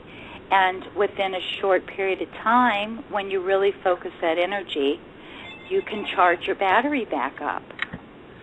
Yep, I've had experiences like that. Yeah, and it's really cool to, test that. And then it's exactly. Cool when you have AAA too, just in case. But just in case. So yeah. when you were talking, I had my the Tao was a horse, and I pulled a card, and I just held it to my heart, and just what you were saying, and I think it was Fran earlier, and Magnolia. Before Magnolia, was it Fran? Fran didn't jump in. It was Holly. Oh, okay. Holly. Oh, Holly. Okay. So I pulled the card, and what it was when you were talking about that, and the card I pulled was number 10, and it's called the Lightning Horse, and it's a picture of the night sky, and it's clouds in a horse shape, and lightning flashing all around. I don't know what that sound is, Kate. Does somebody have their phone on? Or from here, it sounds like a crashing every so often. Yeah, I know. Do you let me hear just it? double check here. Yeah, hang on a sec. Okay. Facebook, are you there? Facebook. Hello. Hello? There you are. Oh, hey there. Yeah, there was some noise going on in the background, guys. So what I would suggest, I'll let everyone know that your mics are open as soon as I get my mouse to work here. Colleen, of course, Facebook, Ninja, Fran's mic is open. Patty, you're open because you're in with me. So Magnolia's there, Miranda's there, and Blu-ray. So just be mindful if you can mute on your end. That would be great. And that just saves any background noise, breathing and stuff like that. If you got a good mic, it gets picked up nicely. So there you go. Well, no coincidences, right? Because what I'm hearing, it sounds like lightning crashing, thunder crashing. But it was lightning coming out of this horse, and the horse is Lightning Horse. And it says, flash of inspiration, glimpse of the next level, unmanifested possibilities. And that's when you're talking about the blowing out the street lights. Okay, then it says, as clouds obscure the moon and stars, a lightning horse illuminates the landscape and disappears into the night. Inspiration surges like an electric current through your body, flashing hints of clarity to come. When the imagination stirs, new ideas burst into consciousness, carrying tremendous energy. Yet these brief glimpses of potential can be hard to hang on to, taking significant effort and dedication to manifest. So when we have that energy surging through us, and we have the experience, and we wake up to who we are and the power that we have, then it's like a glimpse and it goes away. And my thought at that time was yes, and how we can take that power and blast that battery or that light night post street light back up with our power. And then Patty got on, and she was saying what she was saying, and just that power surging. And at the same time, when the show started, Kate, I was feeling like an agitation, kind of an agitated, kind of an intense energy. And I had to kind of just... Yeah, you were feeling me. Yes, I was feeling you. What was I going to say there? What I experience from time to time, and I'm sure all of you have felt this. You know, you have these amazing, like, constant runs of epiphany after epiphany after epiphany, and things just start getting exposed, and that's the glimpse you speak of, right? And a lot of times these epiphanies are very fleeting, and that's because you've got it, and you experience that bliss for that amount of time, and then what happens, it's almost like a junkie needing something stronger to get higher the next time, right? So, and periodically, and that's what I was thinking about that today with me, periodically you get into that headspace, and, you know, with me it's about how do I continually top this and top that and top the other, right? So, of course, I'm judging myself to an nth degree, you know, because I got people that come on all the time, and it's like, oh, Katie better deliver, and I put a lot of undue pressure on myself. So that's a lot of the energy, that's what a lot of the energy I was feeling today, and that's just me passing judgment on me. So yeah. Yeah, it's interesting, Kate, because we talked briefly today, and I felt that as soon as you answered the phone. I don't know what it was. There was like a kind of a kind of a agitated, intense feeling in your voice.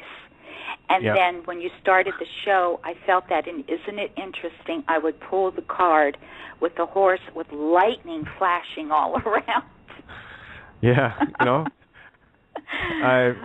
contrary to popular belief, I am human. God in human form, right? See, I look at these as blessing days as well, in that, wait a minute, Kate's just like the rest of us.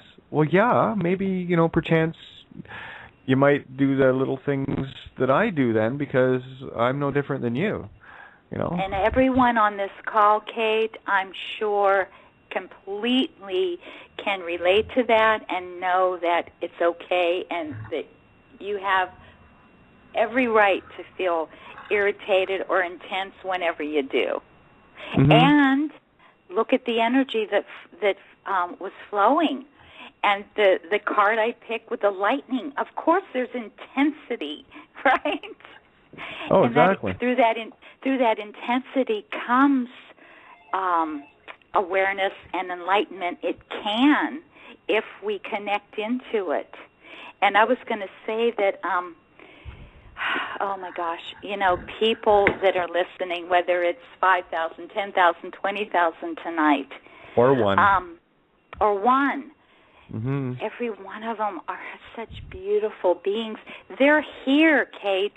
They think of all the other hundreds of places that every single person listening could be. Could be right now, and they're here. They're on this call listening to you and to everyone, and connecting into the energy. And everyone might not be able to tear up their driver's license and you know, do that right away. Like you said, baby steps, but they're doing other things. And yes, we would love for everyone to do it now so we can move into this life, this beautiful life we're all supposed to be living, without all this programming and the, you know, slave state. But everyone is here, and they want to learn, and they're beautiful, and they're taking baby steps. Or some, maybe are having these epiphanies as we speak right now. And, as an example, 20 years ago, I learned about vaccinations, and I said, when I have a child, I will never, ever put a vaccination into my child. I will not have a hospital birth. So that was my step. And so everyone is here doing different things that we may never know that they're doing. And I'm sorry, I'm just so, there's so much going on. But no, you're doing fine, hon. You keep going. Okay, that's my steps, and I would take my daughter to the different schools, and whether it was a private, school or a charter school, or we went through all kinds of different unschooling and homeschooling and charter schooling, because I didn't want her to be a part of the slave state.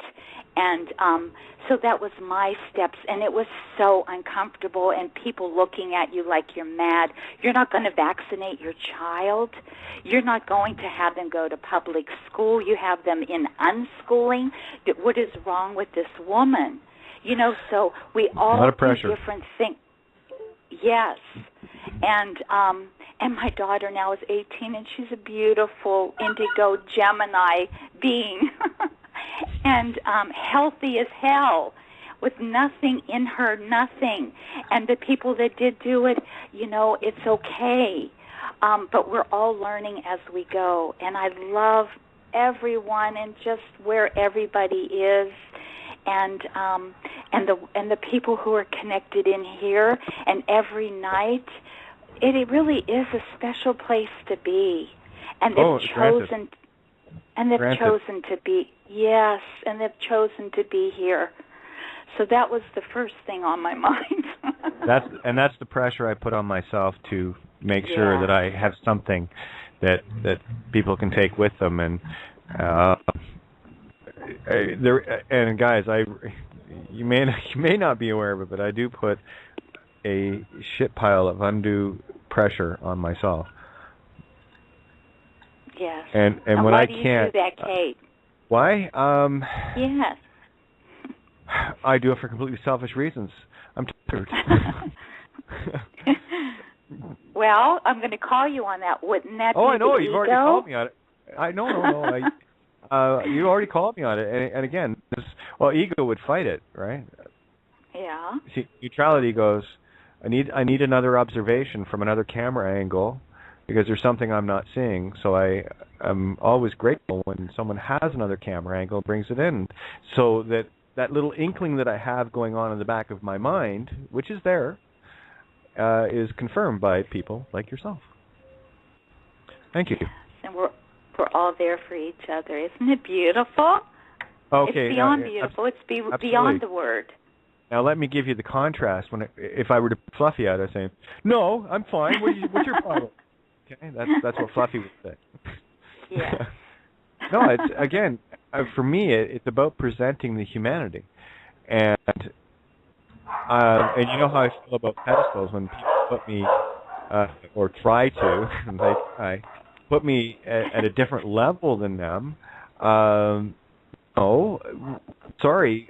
I fight tooth and nail to make sure that everyone understands that we're all equal here. This is a level playing field. Just because I, do these shows every single night doesn't make me special. This is what I do. What do you guys do during the day? What is it that floats your boat? And I ask myself that question every day. Why do I do this? Am I satiating an ego thing here? Am I trespassing on free will choice of others? Am I doing a good thing? Am I doing a bad thing? These are all questions I ask of myself. And the only answer that really comes back is I do this because there's a purpose to it. I might not be fully aware of the purpose, but I do know there is one. And I do know that for me, this is right in line with everything I've done in my life, so it fits. It's not at the other side of the coin. I'm looking forward to the day where I never have to do this again. Yeah.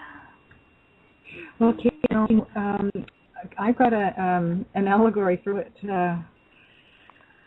you just said. This whole conversation.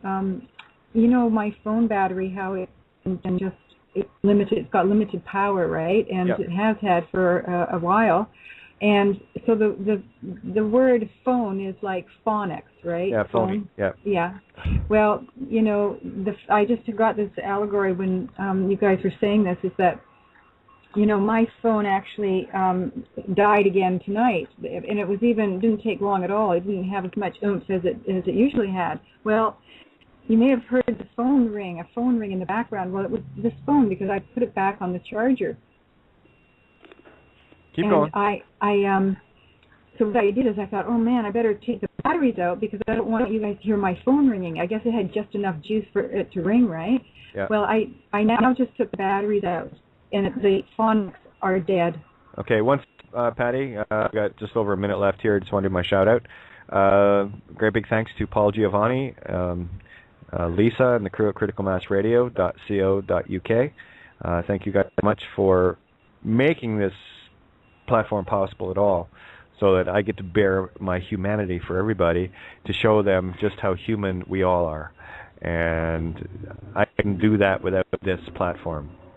Well, I could, but it would be very limited. It would just be in very small circles. So this way we can reach the entire world. And I'm going back to your allegory, Patty. It's time for all of us to get naked. And it ain't pretty.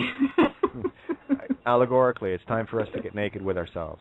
And as I was listening to what you were saying, I knew the purpose of what you were doing. You were actually directing your show where there would not be anyone or anything in the way of you going through this, and you were taking your leaps of faith. So that's what I did. You got to get naked with this universe. And that's one of the scariest things, isn't it, to be naked, because of how we've been programmed. And such a beautiful thing, such pure, free. The irony. Here's the irony of here's Kate getting naked. Kate being totally naked is when she has on the prettiest thing she has. I'm going back a little bit, okay? That was me being completely naked.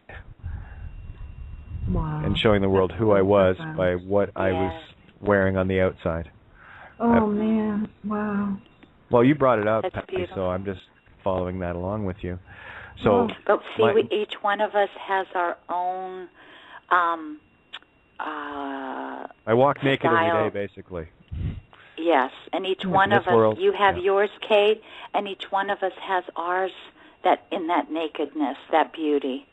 Well, don't they say bare your soul? It's time to bare your soul. Who are you? What is your real dance, and why are you hiding it from the rest of us? Because it's absolutely stunning, you know. And Charisma gets to see just how absolutely stunning it is on Monday night. We get to go hang out and yeah. Would you take some pictures? Sure. That's the thing with me. As much as I love doing this, I absolutely love interacting with people. Like face to face and hanging out and whatever. It's been there's days that part of my movie frustrates me, and of course not having complete control of. I have got much more control now than I did have, greedy bitch that I am. But anyway, but there's still, like, every night I go for a walk and what is it I need? What is it I need? What is it I need? Just to click on. I need to click on something, and it's been eating at me since the day I got here. In this round, there are some things very specific that just one switch I have to turn, and that's what I'm after. And I know my yellow brick road leads there. So call up my impatience. That's why I had to cut my strings. I had to be Pinocchio and cut the strings, and walk the yellow brick road. Right. Mm-hmm. Patty, what were you saying? I didn't quite catch that about your phone. Yeah, the battery thing. Keep going. Sorry. Oh, yes. And then there's another allegory I just got too. I'm gonna, if I could, just kind of flow into that one.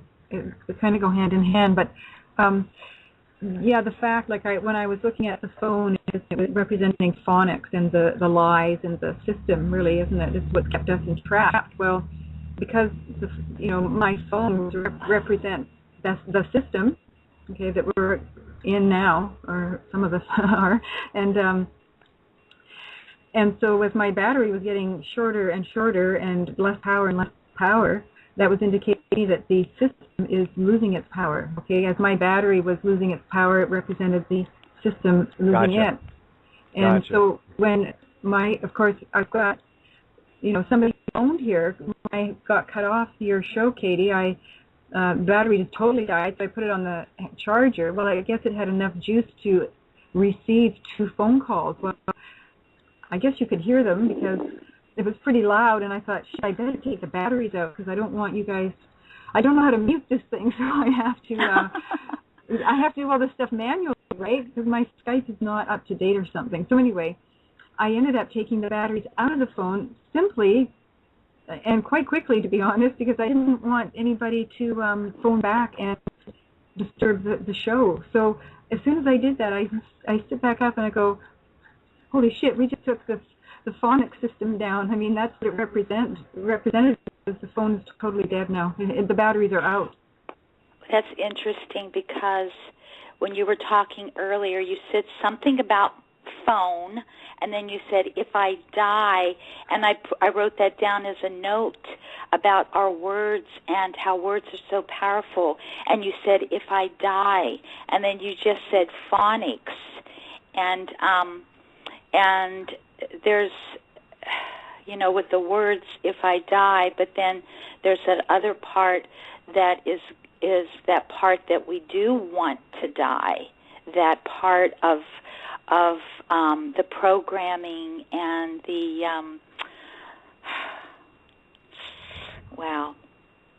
And when you said that, I turned phone and just turned it around from phone, and it says enough.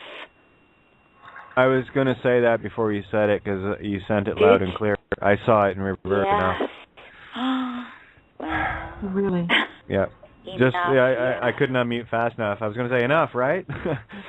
Yeah. Have you had enough yet? Wow, that is really powerful. Okay, now I know why we're here tonight. That's all I was looking for. So, this thing you were talking about regarding being naked is absolutely critical. So, can you sum it up, Katie? Every day I take a walk outside that door. Every day I wake up and get dressed and get ready, whatever. When I walk out that door to the rest of this world, I am completely naked. There is nothing that anyone can't see about me. Right? And you've heard me talk about, we all have closets.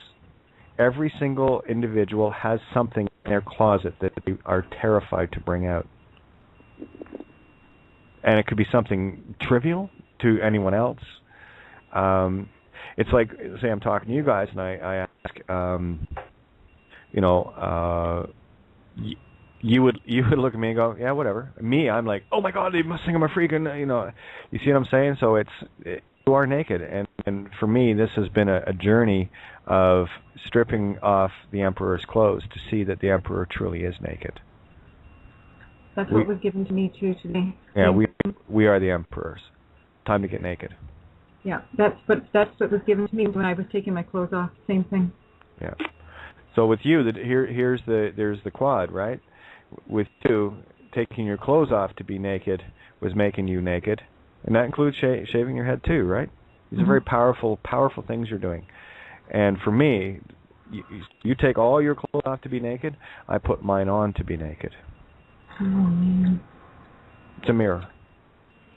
Oh, my God. Yes, and Miranda just piped in, standing in our naked truth. And that's all I'm doing, is I'm standing in my complete nudity. That's what I was going to say. And when we come on and we speak, we are being naked in a different way than you're saying of Kate. But we are being naked because we're opening up. Yes. Okay, we got our allegory for the night. I'm happy now. Thank you, guys. Thank you. I knew someone would deliver where I could not. Thank you so Can much. I just add? Oh, sorry. Can I just add? It's very interesting when people have, whether you want to call them breakdowns, breakthroughs, etc. They nearly always take all their clothes off, and I can raise my hand to that. I was one of those, and I don't get naked easily either. But I stood naked in front of an entire family when I was standing in my naked truth. And I was like watching it as a scene, as if I was part of it, but I wasn't actually there. It was very, very extraordinary. But you literally do that. You literally stand in your naked truth, and it's very important. The same with the shaving of the hair. I've done it now twice, Patty, and I've never felt more beautiful as a woman being bald, which is an extraordinary thing because you really would think it would be, in a sense, the opposite. You know, and we hide behind this, often our hair, and, you know, this, again, it's like a veil. It's not really us. But when there's nothing there to hide you, you know, you, again, are naked in your truth, completely bare, bearing your all. Yay. Let's get naked. Yes, yes. Yeah. So That's so true, Miranda. Yeah, and with the nakedness, you just feel the power more. You take your clothes off because you don't want anything to impinge or to cover the truth of who you are. And isn't it interesting when you see someone that's really speaking their truth? They start taking their jacket off, or they take their scarf off and they throw it down. They don't want it on their body. Mm. And even babies, when you look at babies when they're first here and they're naked and they're so cherubly and chubby and gorgeous and completely free. And I don't know, is it even a memory of like the Garden of Eden? You know, I mean, whether or not we were really there, but that whole thing of we weren't inhibited because we didn't allow all these things now that get in the way of, you know, sex is in the way, or, you know, what people think of us, or whether we think we're too fat and you know, all that crap that we've taken on board, that we've been fed and hypnotized by.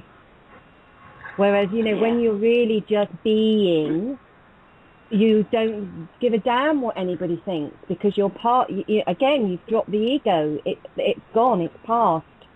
You're just you. And totally accepting of yourself, I think.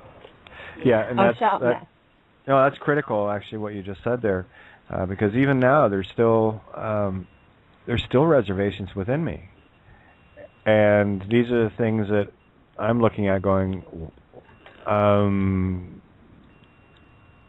why? And but they're the things that I don't know. I'm looking at them going,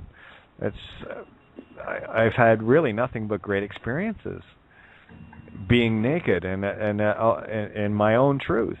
And for me, actually getting naked is much more comfortable. I'd probably feel more comfortable walking down the street naked than I would with a dress on. But before, now it's the other way around for sure. But well, I know when I come home, and I'm sure many people are the same. When you come into your home, where you feel so comfortable, you feel yourself. What do? You take your clothes off. I take all my clothes off. Yep. Yeah, I often don't. I mean, today I had to get dressed because I went out. But most of the time I don't at all. You know, I stay naked most of the time. Yeah. Really? Do you really? Yeah, I do. Like, I find that fascinating. Like, and I have bare feet all the time. All the time I have bare feet. Yes, I do it as much as I can too. No bra, no underwear, nothing to bind your body. Yeah. Yes, you're just so free. And if you can wear cotton, natural clothes, it is so much healthier, and your whole aura and your energy field, there's no artificial materials that are interfering with your energy. Absolutely. Yeah. And we haven't heard from, Facebook jumped in, but we haven't really heard from her. So Facebook, jump in here. Get naked with us.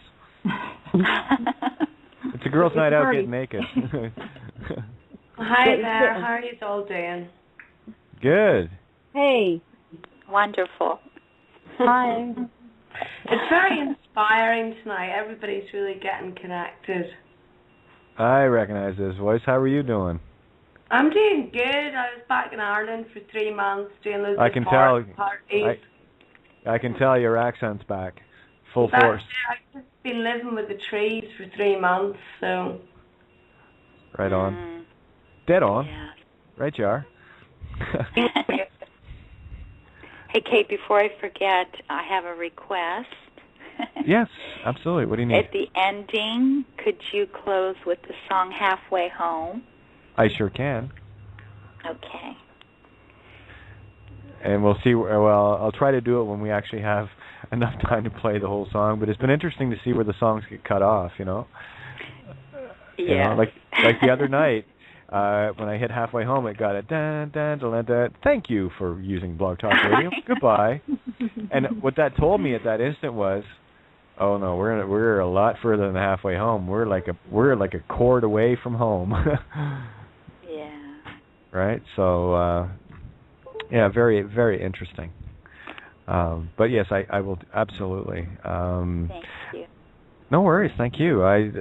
That's guys. I just want to get back to playing, and that's really it. You know, end of story.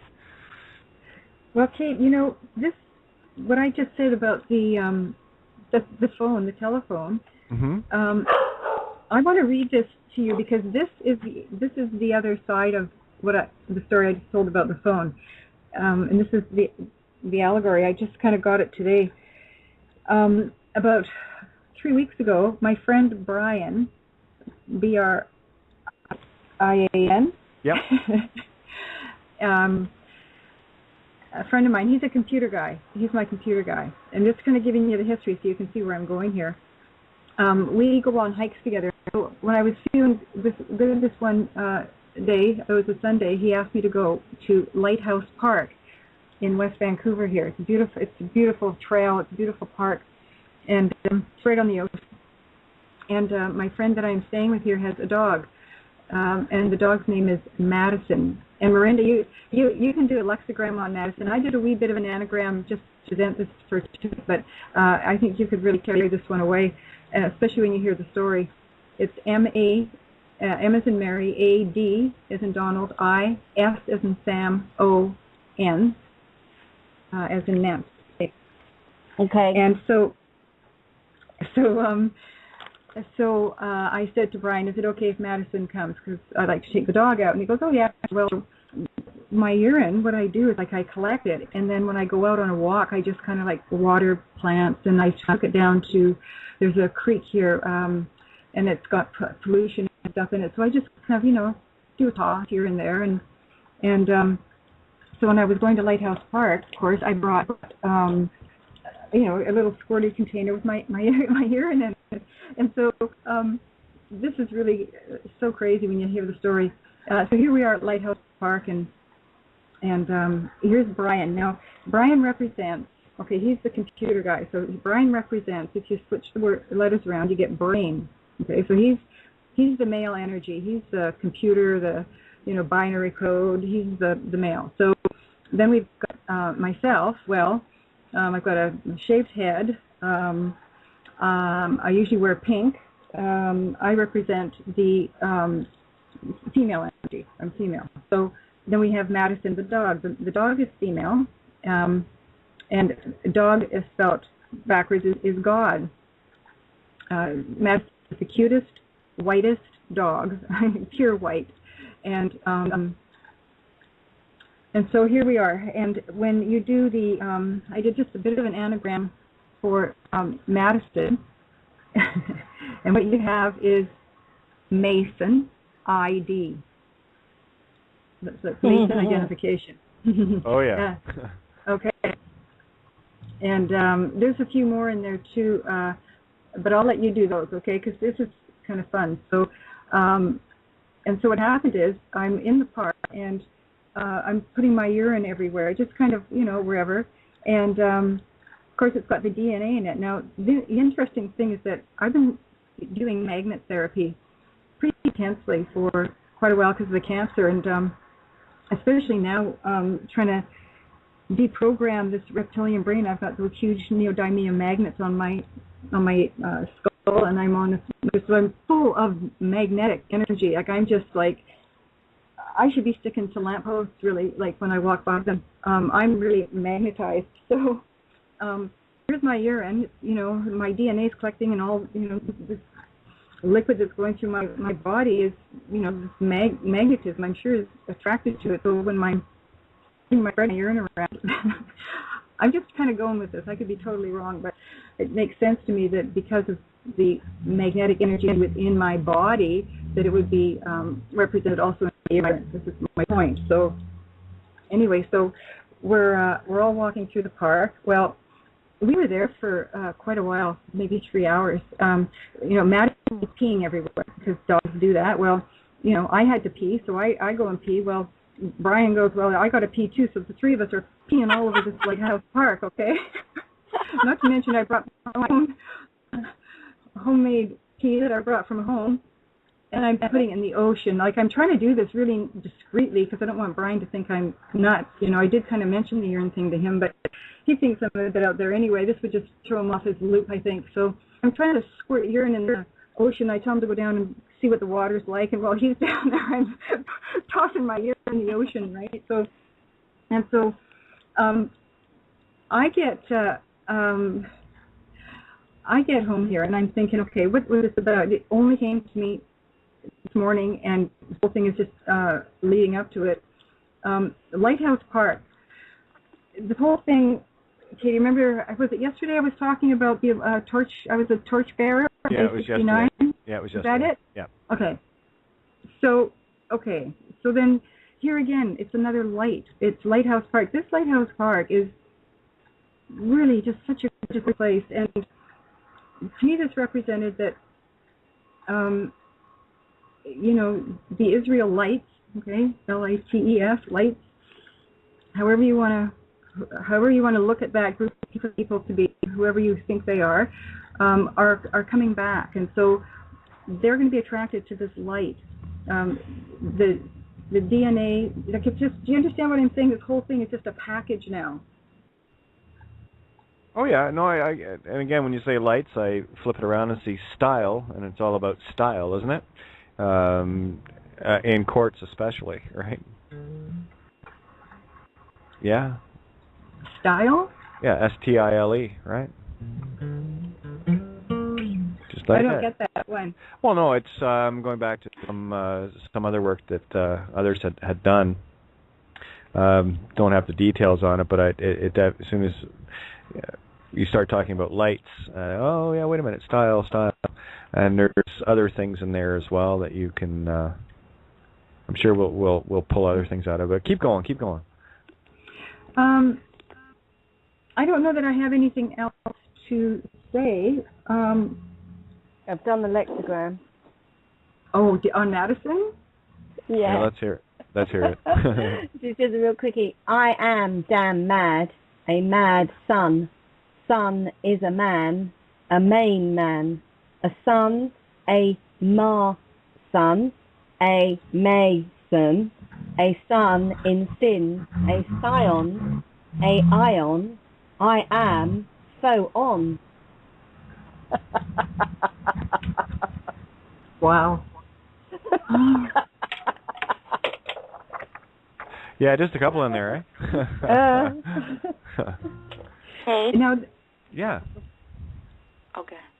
No, Patty, I have a pure white little dog sitting right here next to me. But I wanted to say, Kate, I think it was yesterday, Miranda did the lexigram for license. Oh, yeah. And I don't remember, after I listened, and then you posted something on Facebook, a breakdown of the lexigrams. And under license, I didn't see. What came to me was essence. I don't remember hearing Miranda saying essence out of license. Did you, Miranda? No, I didn't. But you can't spell it because you haven't got two S's. Oh, I thought you could use like one of the letters more than once.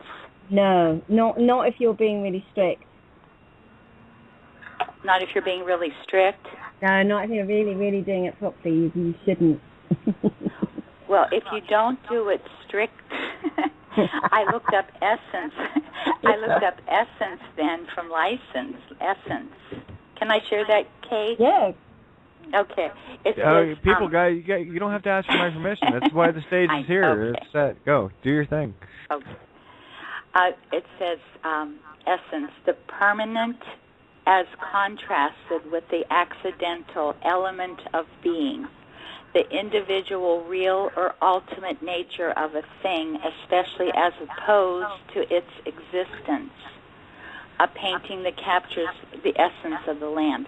The properties or attributes by means of which something can be placed in its proper class or identified as being what is.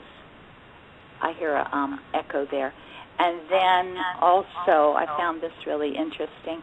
In philosophy, essence is the attribute or set of attributes that make an entity or substance what it fundamentally is, and which it has by necessity and without which it loses its identity. Essence is contrasted with accident, a property that the entity or substance has contingently, without which the substance can still retain its identity.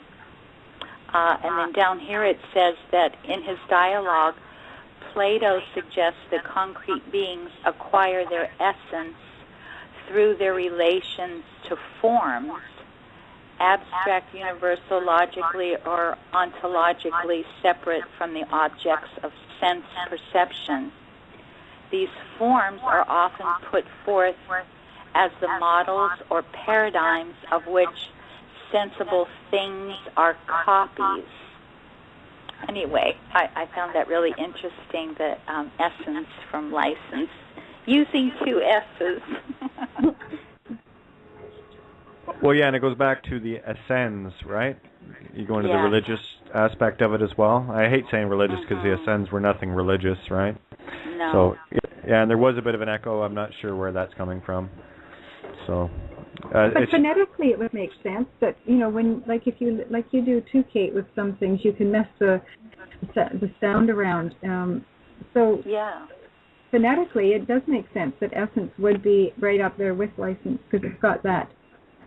Well, yeah, and listening to the trail that you went on, yeah, it totally makes sense. So, it's sorry, that noise in the background's the kettle. Just came in. It makes sense.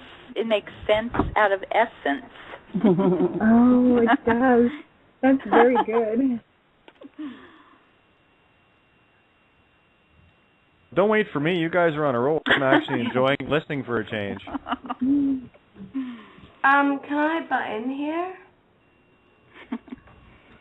You just did. Yes. Go ahead. Sorry, I'm just all new to this Skype technology, and I don't know whether you can hear me or not. I find that last speech really inspiring, and the echo made it almost penetrate a lot deeper, I was just wondering, about decoding names and sounds and letters, whether you could do mine. Are you asking me? Yeah. What is your name? You're the word elf. It's Rebecca, but it's Rebkah, so ancient Hebrew, and then Ann, Ann, Steele, Steele. I'll take a look. It's so much easier. It's what I'm noticing now that I find so much easier to do is when I'm doing a person, if they're talking, if you see what I mean. So I don't know if you want to Skype me, if you make friends with me, and we have a chat when I'm doing it. Yeah. That really helps. Yeah, no problem. Or I'll go you one better. Why don't you just start talking about your situation that you just said you're back in Ireland. Maybe tell a bit about your travels as far as where you were and how you got back there, and that way you're talking experience, and there's always resonance in that.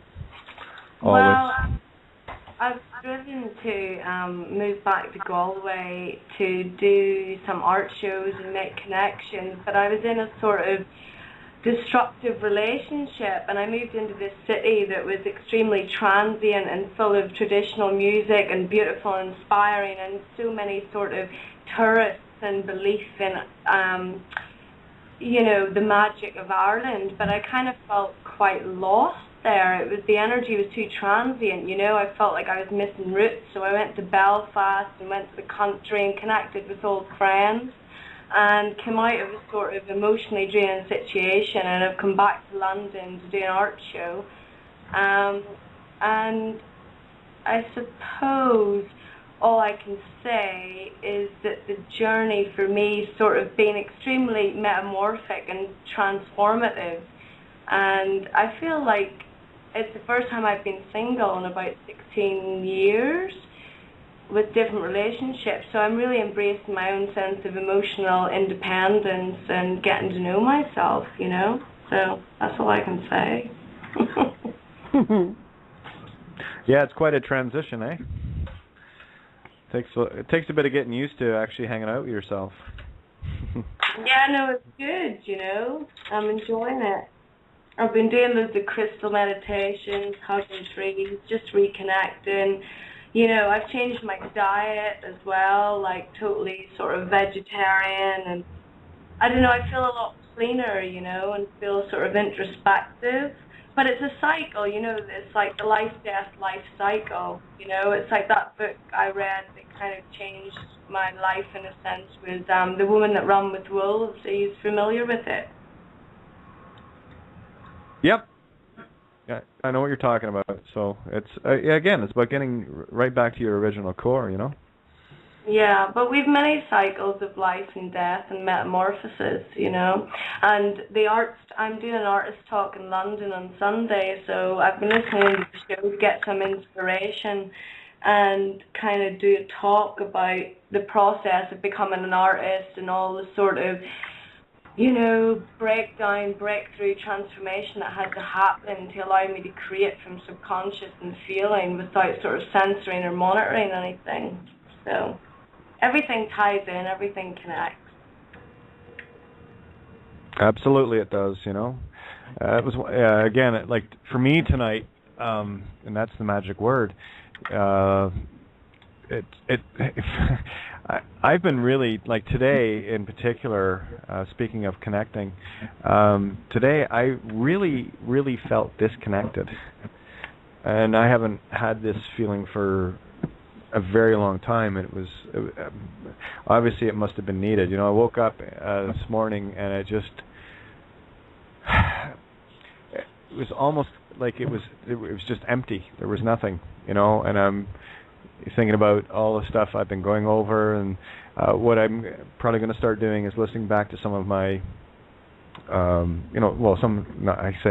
shows, and catching some of the energies, and because a lot of times the downloads when they're coming in, they're just traveling through, and they don't get a whole lot of time to stick. So I need to go back and revisit this stuff too, because a lot of this stuff is brand new to me as well.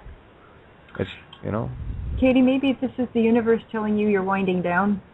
Maybe, and I'm okay with that. I really am. I am too. And I don't have an issue with that. For me, it's, and I've still got to be careful with that whole rescue program, of feeling the need to help and want to be there. But I'm going to be there anyway. So there's no need or want there. That's a fact. And it's like, last night there was fireflies, right? I love fireflies, and I can feel Miranda. She's already got it. And there was a firefly in the. It was of course dark and what have you. And there's a firefly in the grass on the surface. It was flashing nice and bright, and I'm thinking it's kind of odd because you don't usually see them in the grass, right? So, as I'm watching this, it looked like it was going deeper into the grass, and I had this sensation that it couldn't get out of the grass. And I was going to walk over and, no, stop. You got to just let nature be. You can't be the rescuer all the time. All things for a reason. Now, whether it was or not, I don't. But that was the energy I felt, that it wasn't able to, get itself out. It would have, But you feel that need. It's like even with insects, they land on me or whatever, and it's I love looking at them and going, aren't you just a nice little piece of work? They're beautiful, intricate. I don't know why and I've killed lots of insects in my life, and looking back at it, I was going, what an ignorant thing to do, Look at these beautiful little complete universes within themselves, and you're just walking along crushing them, and it's like, anyway, but I know Miranda's ready to go here. I can feel her. I've got loads of words, and there's more and more and more coming. It's a matter of putting it together. Okay. But to actually write a lexigram. But you've got healer and seal, and seer, and earl, lash and slate, barks, art, of course, would be in there. Shake, ear, hear. There's masses of stuff, but I need to work on this a little bit more, yeah? Yeah, thank you so much. That was great. It was truly amazing. Cheers. Yeah, all good. Yeah.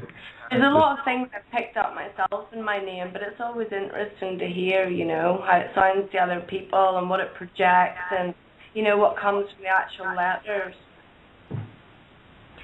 Yeah, and also it's a very much a layer thing. What you may see now, at another time you'll see something completely different. And that's why it's so important to just do it yourself, not cheat by, using any anagram systems, because there's quite a lot of them now, because then you don't get the joy of that discovery of, oh, that's in there, and that means this to me. Because there's somewhat, like the word shark is in here. Now, I don't know, I might not put that in a lexigram, or I might, and sharks may be something very important to you. Do you know what I mean? But it's about whether I can pick up on the words that are really going to mean the most to you as well. Yeah. I mean, like, as an artist, I paint, like, the whole sort of ethos behind my works, archetypes and aliens. And they're sort of pan-dimensional entities. They're symbolic. A lot of the symbols sort of subconsciously before my knowingness is like the archetypal realm, a lot of big red figurative painting. There's been so many layers to my work as an artist. It's kind of peeling off the onion, but it also means to bind. Rebecca is the name, sort of. So it's sort of binding, the subconscious, all the projections, the angelic realms, and binding them in a sort of material reality, which goes with me being a Taurus, Gemini moon, very communicative. But as a name, it's like Ra as well, like sun god. I like to sort of shine light on different dimensions, and I suppose I do that through a lot of the transformative metamorphic experiences I've went through. And I also lived in a sort of commune set up in London when I was a child, where my father and a guy called Gaston Pierre were bringing the metamorphic technique to the UK. Stop. Really? Yeah. My mum used to do the metamorphic, and my name was Moth. Yeah, I mean, and we got so many different people in. When I was a child, I left my mother when I was 7 in Belfast to move to London. 7 as well is like a very important age in terms of cycles. And I lived in the headquarters of the metamorphic technique, and I met so many amazing people, and it was such a transforming kind of therapy, but it's really played a big part in my work. And everything that you're saying there really relates to the name, the situations, the life cycles, the environments, all makes sense. Totally. And I'm sorry, is this Facebook talking? I didn't catch her name. Rebecca, yes. Rebecca. Oh, Rebecca. Rebecca, you had mentioned, and she's one of my favorites, it's Clarissa Pinkola Estes, Women Who Run with the Wolves. Yeah, and it's funny as well. One of the comments on the back of the book is from a lecturer called Anne Devlin, and that was also my father's English teacher, you know? Oh, wow. So Well, this one just popped up for me to read to you, and you may know it, but when you're speaking, it says, the psyches and souls of women also have their own cycles and seasons of doing and solitude, running and staying, being involved and being removed, questing and resting, creating and incubating, being of the world and returning to the soul place. Yeah. It's beautiful, you know, it just carries off the page. It really stays with you, and I mean, a lot of women that I've met that have also read that book, you know, there seems to be a deep connection within us all. There was a reason that they read that book. They have a deep understanding of the bare bones of humanity, of their soul, of their sense of self, and you meet them, and everyone's read the book, and they can talk about things in such a deeper way, you know? Mm-hmm. Not because yes, you just said that beautifully. Not because of the book, but because of the consciousness that everyone's flowing on, you know? It taps into a certain essence and spirit of, as womanhood, or feeling, you know, as a woman, how we feel and the depthness that we feel, and explains it in this symbolic way that really touches us, you know? And you said that word. You said that word again, essence. Yes, Rebecca, it is. Have you worked with menstrual blood? Pardon? Have you worked with menstrual blood, your menstrual blood? How do I work with it? Have you had, what I'm saying is, look it up, get interested in it, because it would really help you. It's very powerful. Very, very powerful. Can you explain the basics to me? Yeah, well, the next time you're menstruating, take a bit of your blood and put it on your third eye. Oh, okay. Yeah. Meditate with it. Feel it, smell it, taste it. Are you drinking urine? Yeah, I do actually. When I'm getting really healthy and stuff, I do. Yeah. I think all of those things really help. Sorry. Yes, and also what I've done is you put the blood back into Mother Earth. If you can find a place out in nature and let some of the blood flow into the earth, into the Mother, it's just an incredible, beautiful exchange and powerful, loving experience. Yeah. Well, to be honest, you know, I'd rather pee in nature than in toilets. And at the minute, I live in this Jacobean mansion near Epping Forest. And it's just an arts residency, you know, I don't own it. But it feels like the spirits want me to stay here, you know, and it's stunning. And it's... I was going to say, you just said Epping Forest, and that was a song I was thinking of last night when I was walking the Battle of Epping Forest by Rush. Yeah. Oh. Yeah. Yeah, no, I mean, it's beautiful, like, to live near London, but yet to have the city, the society, you know, the communication aspect, but yet to live in this big mansion where, you know, I've loads of space to sort of feel and move around, and a big meadow behind me. I'm really grateful, you know, I'm very lucky. But yet not owning anything, you know, not trying to own anything, just being here and enjoying the environment instead of working, you know, like a slave 9 to 5 to live in a big mansion and, you know, have nothing else but that material sort of accolade, you know. It kind of feels like we can have great things, great spaces if we learn to explore the energy within them and kind of give back, you know. It's not about ownership, it's about understanding environments and kind of exploring them. You know, and I've always been a Taurus, you know, I've always kind of been quite into material abundance and, you know, big houses, architectures. I'm a number 4 in numerology, you know, so I have this sort of habit of trying to, you know, be attached to material things, but I'm learning to kind of detach from that, but experience these wonderful buildings and architecture as kind of somebody who walks between worlds, you know. Yeah, I think that's the big lesson for all of us. You know, we covered the whole aspect of, you know, being your naked truth. What is the one thing that makes you the most naked, and learning to stand in it, and tying right back into what you just said. You know, yeah. And you only lack a D. If you had a D, you would actually have naked in your name. I'm not quite there. Not quite. Really? Well, I don't have a D, you know. Next life, maybe. Next life. You know, but yeah, it's about walking between the worlds. Only when you become naked can you.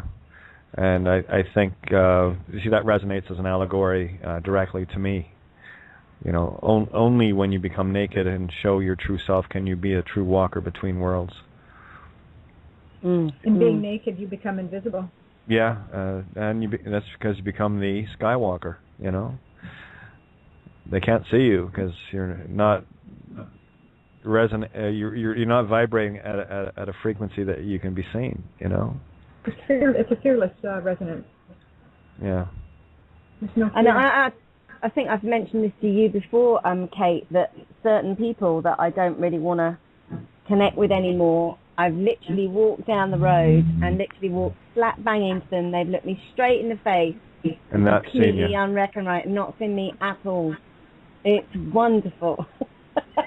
Yeah, you know, and that goes back to what I was saying earlier about parts of our consciousness that we just don't want in there anymore, and that for me is the purge. And you know, we all have the choices to make, trying to be part of the consciousness we want to become, and those that do not wish to be that, well, then as much as consciousness is, or the all is all about creation, it has also got the whole notion, it knows what, and I say it's us, right? We know what we want, and we know what we don't want anymore, because we have the contrast. So that's another reason why I have a great deal of pity on parts of our consciousness that refuse to awaken and keep doing. We're at a point now where, we're good, we're done with the harm, let's build. And there are those that are still caught in that paradigm, and you know, sorry, they're hitting the cutting room floor with me. They don't exist in my movie anymore. And well, we all know what happens to the stuff that's on the cutting room floor. It doesn't exist in the most literal sense. You know, it's not something I'm going to run through my projector anyway. Let's put it that way. Fair. You know, but yeah, interesting night. You know, it's like today with me, it's been more. See, here's something else too. I get lots of new people that keep showing up, and that's beautiful. It's people coming to the table, and I know what we've experienced over the last, well, let's just say the last year anyway, since I've got to know most of you. To try to, you know, sum up that in terms of shows and whatever we've all been part of, and when you have new people coming in, not necessarily blind, but blinder than most for this type of table we sit at, it's a lot of, and it's undue pressure I put on myself to try to bring people up to speed.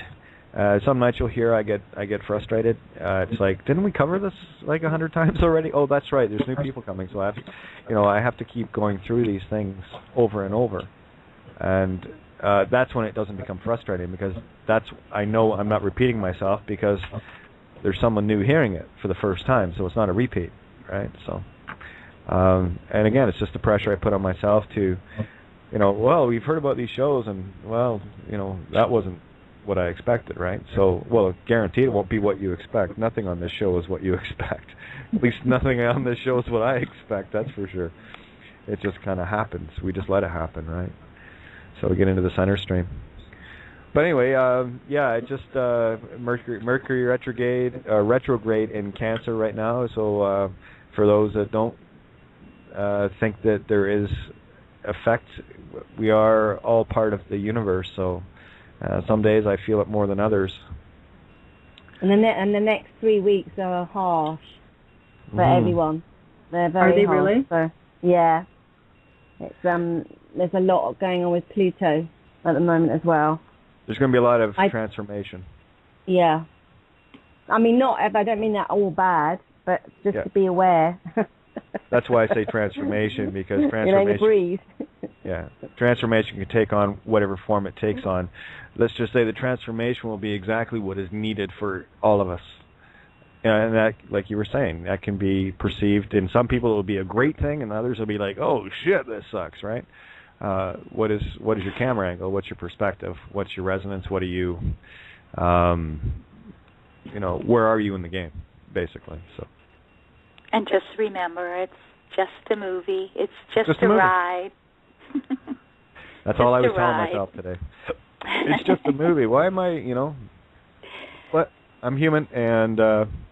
just pretend you're an actor, right? Well, that's it. I'm a director, right? So. Well, you could say that when you go out, Kate. Like, if you're nervous about it, and I'm whatever. not. I'm not. No? It's there's still the occasional reservation, but no, for the most part, I just throw a smile on and go. Yeah. That's.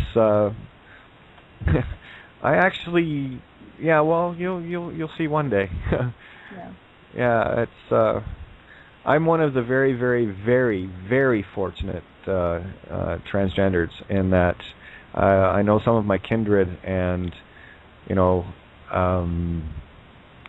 that trying to quote pass as in the role, it's going to be extremely difficult for them. Based on body shape, size, and everything else. I'm lucky. I was gifted with heavy mom, right? Oh, you look so much like your mom. I know, you have no idea. I remember that all growing up. Even like seeing people later I hadn't seen for years. Says, oh my God, every time I see you, I think you look so much like your mom. And of course, this is before they knew, and I'm thinking to myself, if you only knew. I looked great in her dresses too. Oh man. Oh, my mom knew. That's one of the reasons why it was such a hard thing for me when she left. It's like, she knew who I was. She never came out and told me, but she knew who I was. And I had lots of experiences growing up where there were no illusions, But like, for any of did you tell any close friends, like, at all, or was this just solely you kept everything to yourself? Yeah, I kept everything till I talked to Sue, and that was about 7 years ago. Oh yeah. So over 4 decades. Oh man. I'm just intrigued in a sense. I don't know. Isn't it almost harder to actually tell your partner that? Because within that, even though they're gaining much, they're losing that person. Do you know what I mean? I would think that's really hard. Well, at the time, Sue wasn't my partner. She was just my best friend. She worked with me in music, and she basically was my road manager kind of thing, and we're just really good friends. And like I said, when she went through her divorce with her husband and everything else, anytime she needed money or she needed, anything you need, just let me know. I helped her deal with some of the stuff with that, and another legal issue with work and whatever, and paid her rent a few times, and just always there because she had a rough go of it, and I always made sure that she was okay, because she took care of booking stuff with me, and took care of my website and what have you, just to. And she was someone that, of course, I'm at a gig and I'm ready to puke at any moment, right? And it was just that it was a crutch for me too, as well, to have someone there that I trusted, that I knew. And see, that's why this whole stripping and ripping down of universe, when everything went south last year, to the point now where she won't even talk to me. I know why, but that's okay. And I look back, and these things that I was doing for her, they were gifts with no obligation, or so I thought. And of course, when everything went south, it didn't matter. None of that mattered. And it doesn't matter what I put in place that she fell into. That was an obligation. So that had to be let go of. And so there had to be no hanging on of anything, So it was, in one fell swoop, I lost a best friend and my partner when things went south last year ago February. So and of course my daughters, I've seen them twice briefly at the hospice and the funeral home when my brother-in-law died last summer, and that's it. And they're the three most critical points of light in my life that got. I mean, this is the thing, when universe. This is why I know in my own naked truth that I stand in it. I stand in truth, and I will not yield from it. Because that's why I know when I tell people, when you stand in the truth, the universe will strip away everything that you're clinging on to that is so dear and trapping you physically to get you back, to allow you to be the eagle to fly. And well, if this eagle now with broken wings has somehow learned to fly, I think maybe being on the air is therapy for me. Who knows? But we got about a minute if you guys want to hear Halfway Home. Yeah. So, and we can pick. Yes.